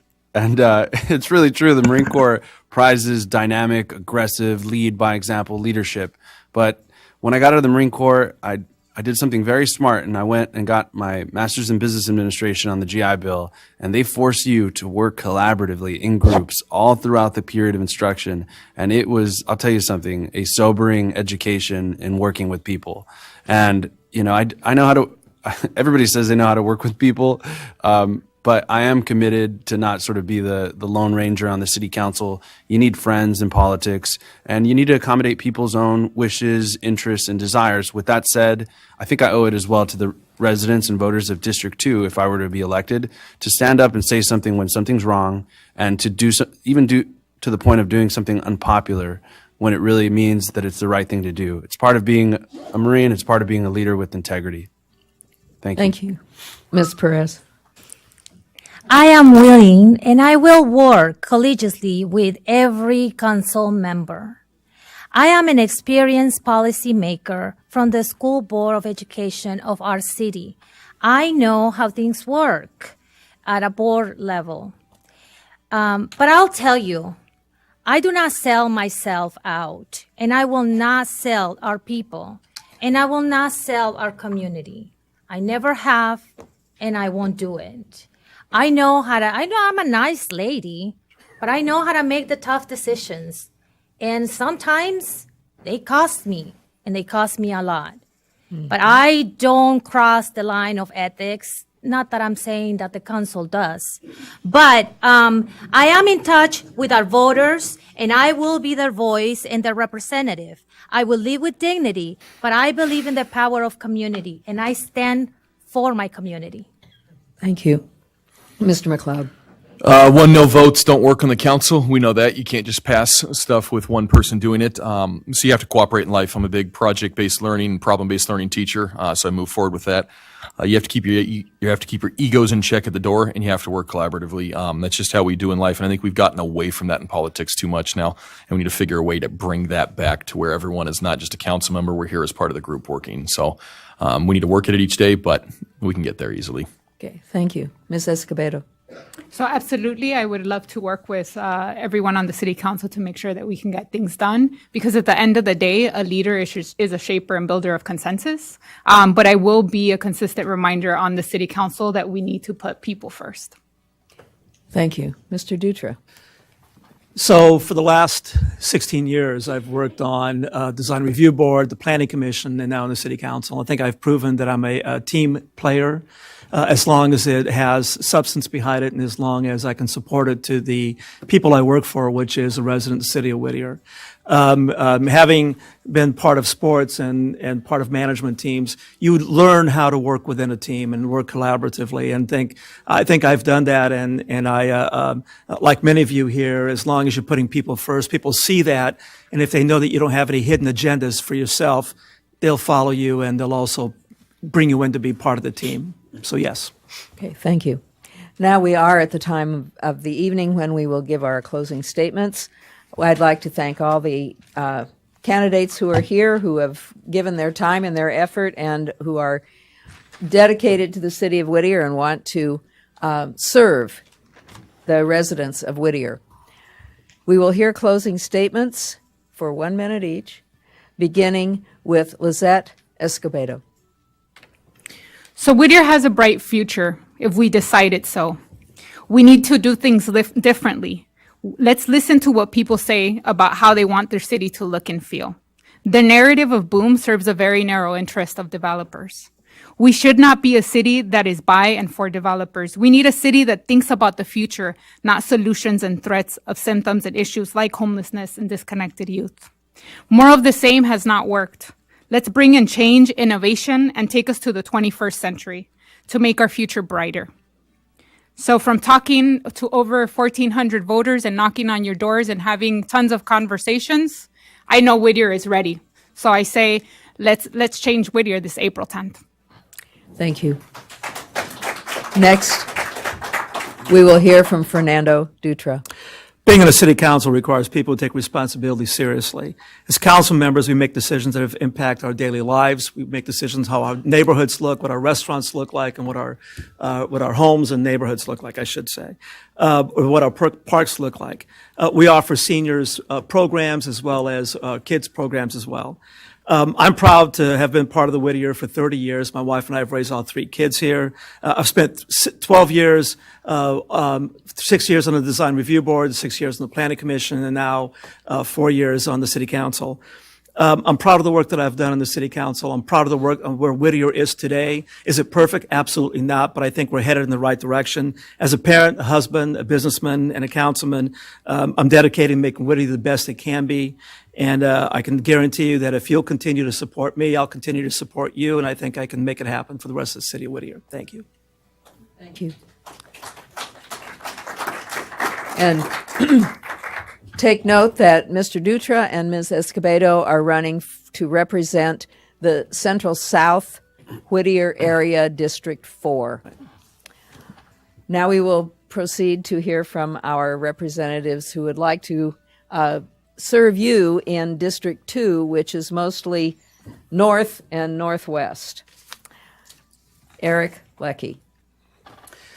Thank you. My goals for Whittier, just to let's do a recap, shall we?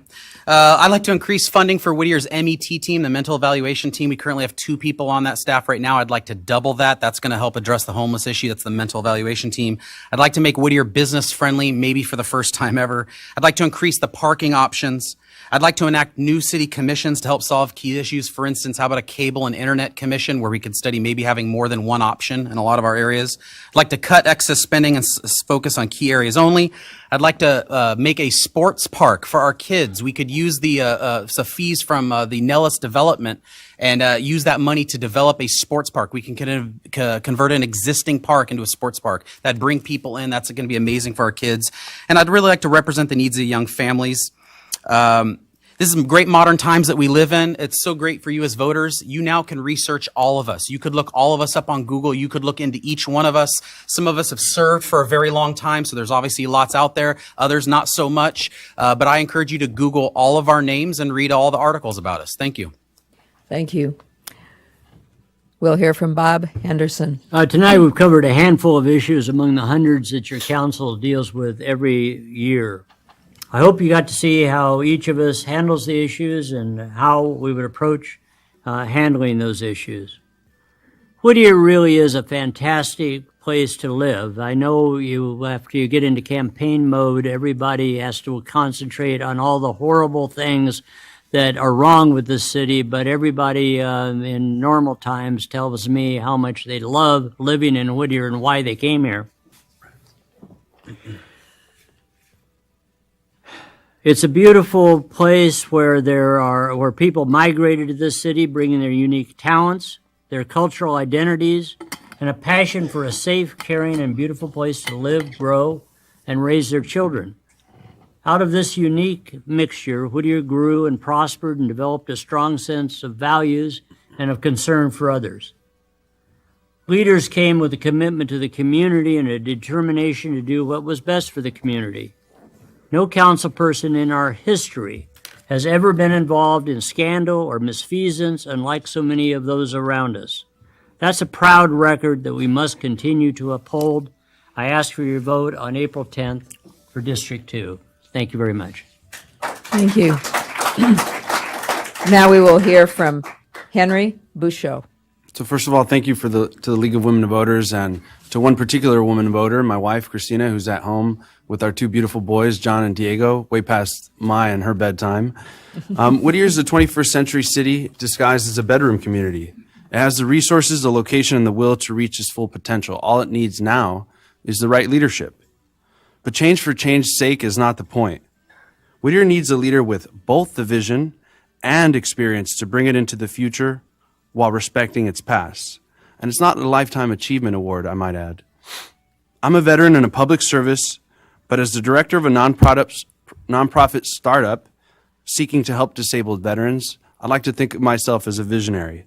And I envision a Whittier anchored by a revitalized uptown, which brings together its various elements: medical, historical, environmental, educational, architectural, and commercial, into a strong, cohesive whole.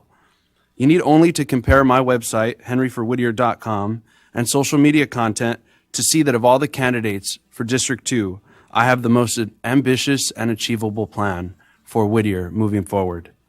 I ask you to join me in bringing Whittier into the 21st century by voting for me on April 10th. Thank you very much. Now we will hear from Irela Perez. Whittier neighbors, I believe change is needed in Whittier, and I am that balanced candidate who has the experienced leadership to stay focused on preserving our Whittier values of single-family home neighborhoods, green and open space, open and approachable government. We need someone that will focus on the needs of all residents, those who are homeless, low income, or privileged of resources. I believe I am equipped to be your city councilwoman as a trustee of the Board of Education, Cultural Arts Commissioner, and as a former teacher and educator for the past 25 years. I am trained to listen, to learn, and to lead. I believe in term limits as I see how comfortable elected officials can become and unite to support themselves to continue to elect each other. I pledge to serve 2-term limits as your city councilwoman. Now, having very honorable candidates running for city council is going to split the vote. And Whittier, you vote for, you're going to elect the status quo. I respectfully ask for your vote on Tuesday, April 10. Thank you. Finally, we will hear from Vincent McLeod. I've been waiting all night for you to say that. All right, wonderful. Okay, way past the bedtime here. You said something really well there. We all are honorable candidates, and if you don't see that, I'm sorry, because we all are, and that's a good thing in that one. I was just looking at the ceiling and just daydreaming off and thinking 9 years ago, March 21st, I was stabbed in the neck, severed my artery and jugular by a random act of violence. So to even be here to this day, I'm pretty happy. So what I can promise you is I take that same drive that I have of being happy each day and taking that with me, because we're not promised the future. We're only promised today in the moment. So we have to make policies based around that while keeping our future in mind in that one.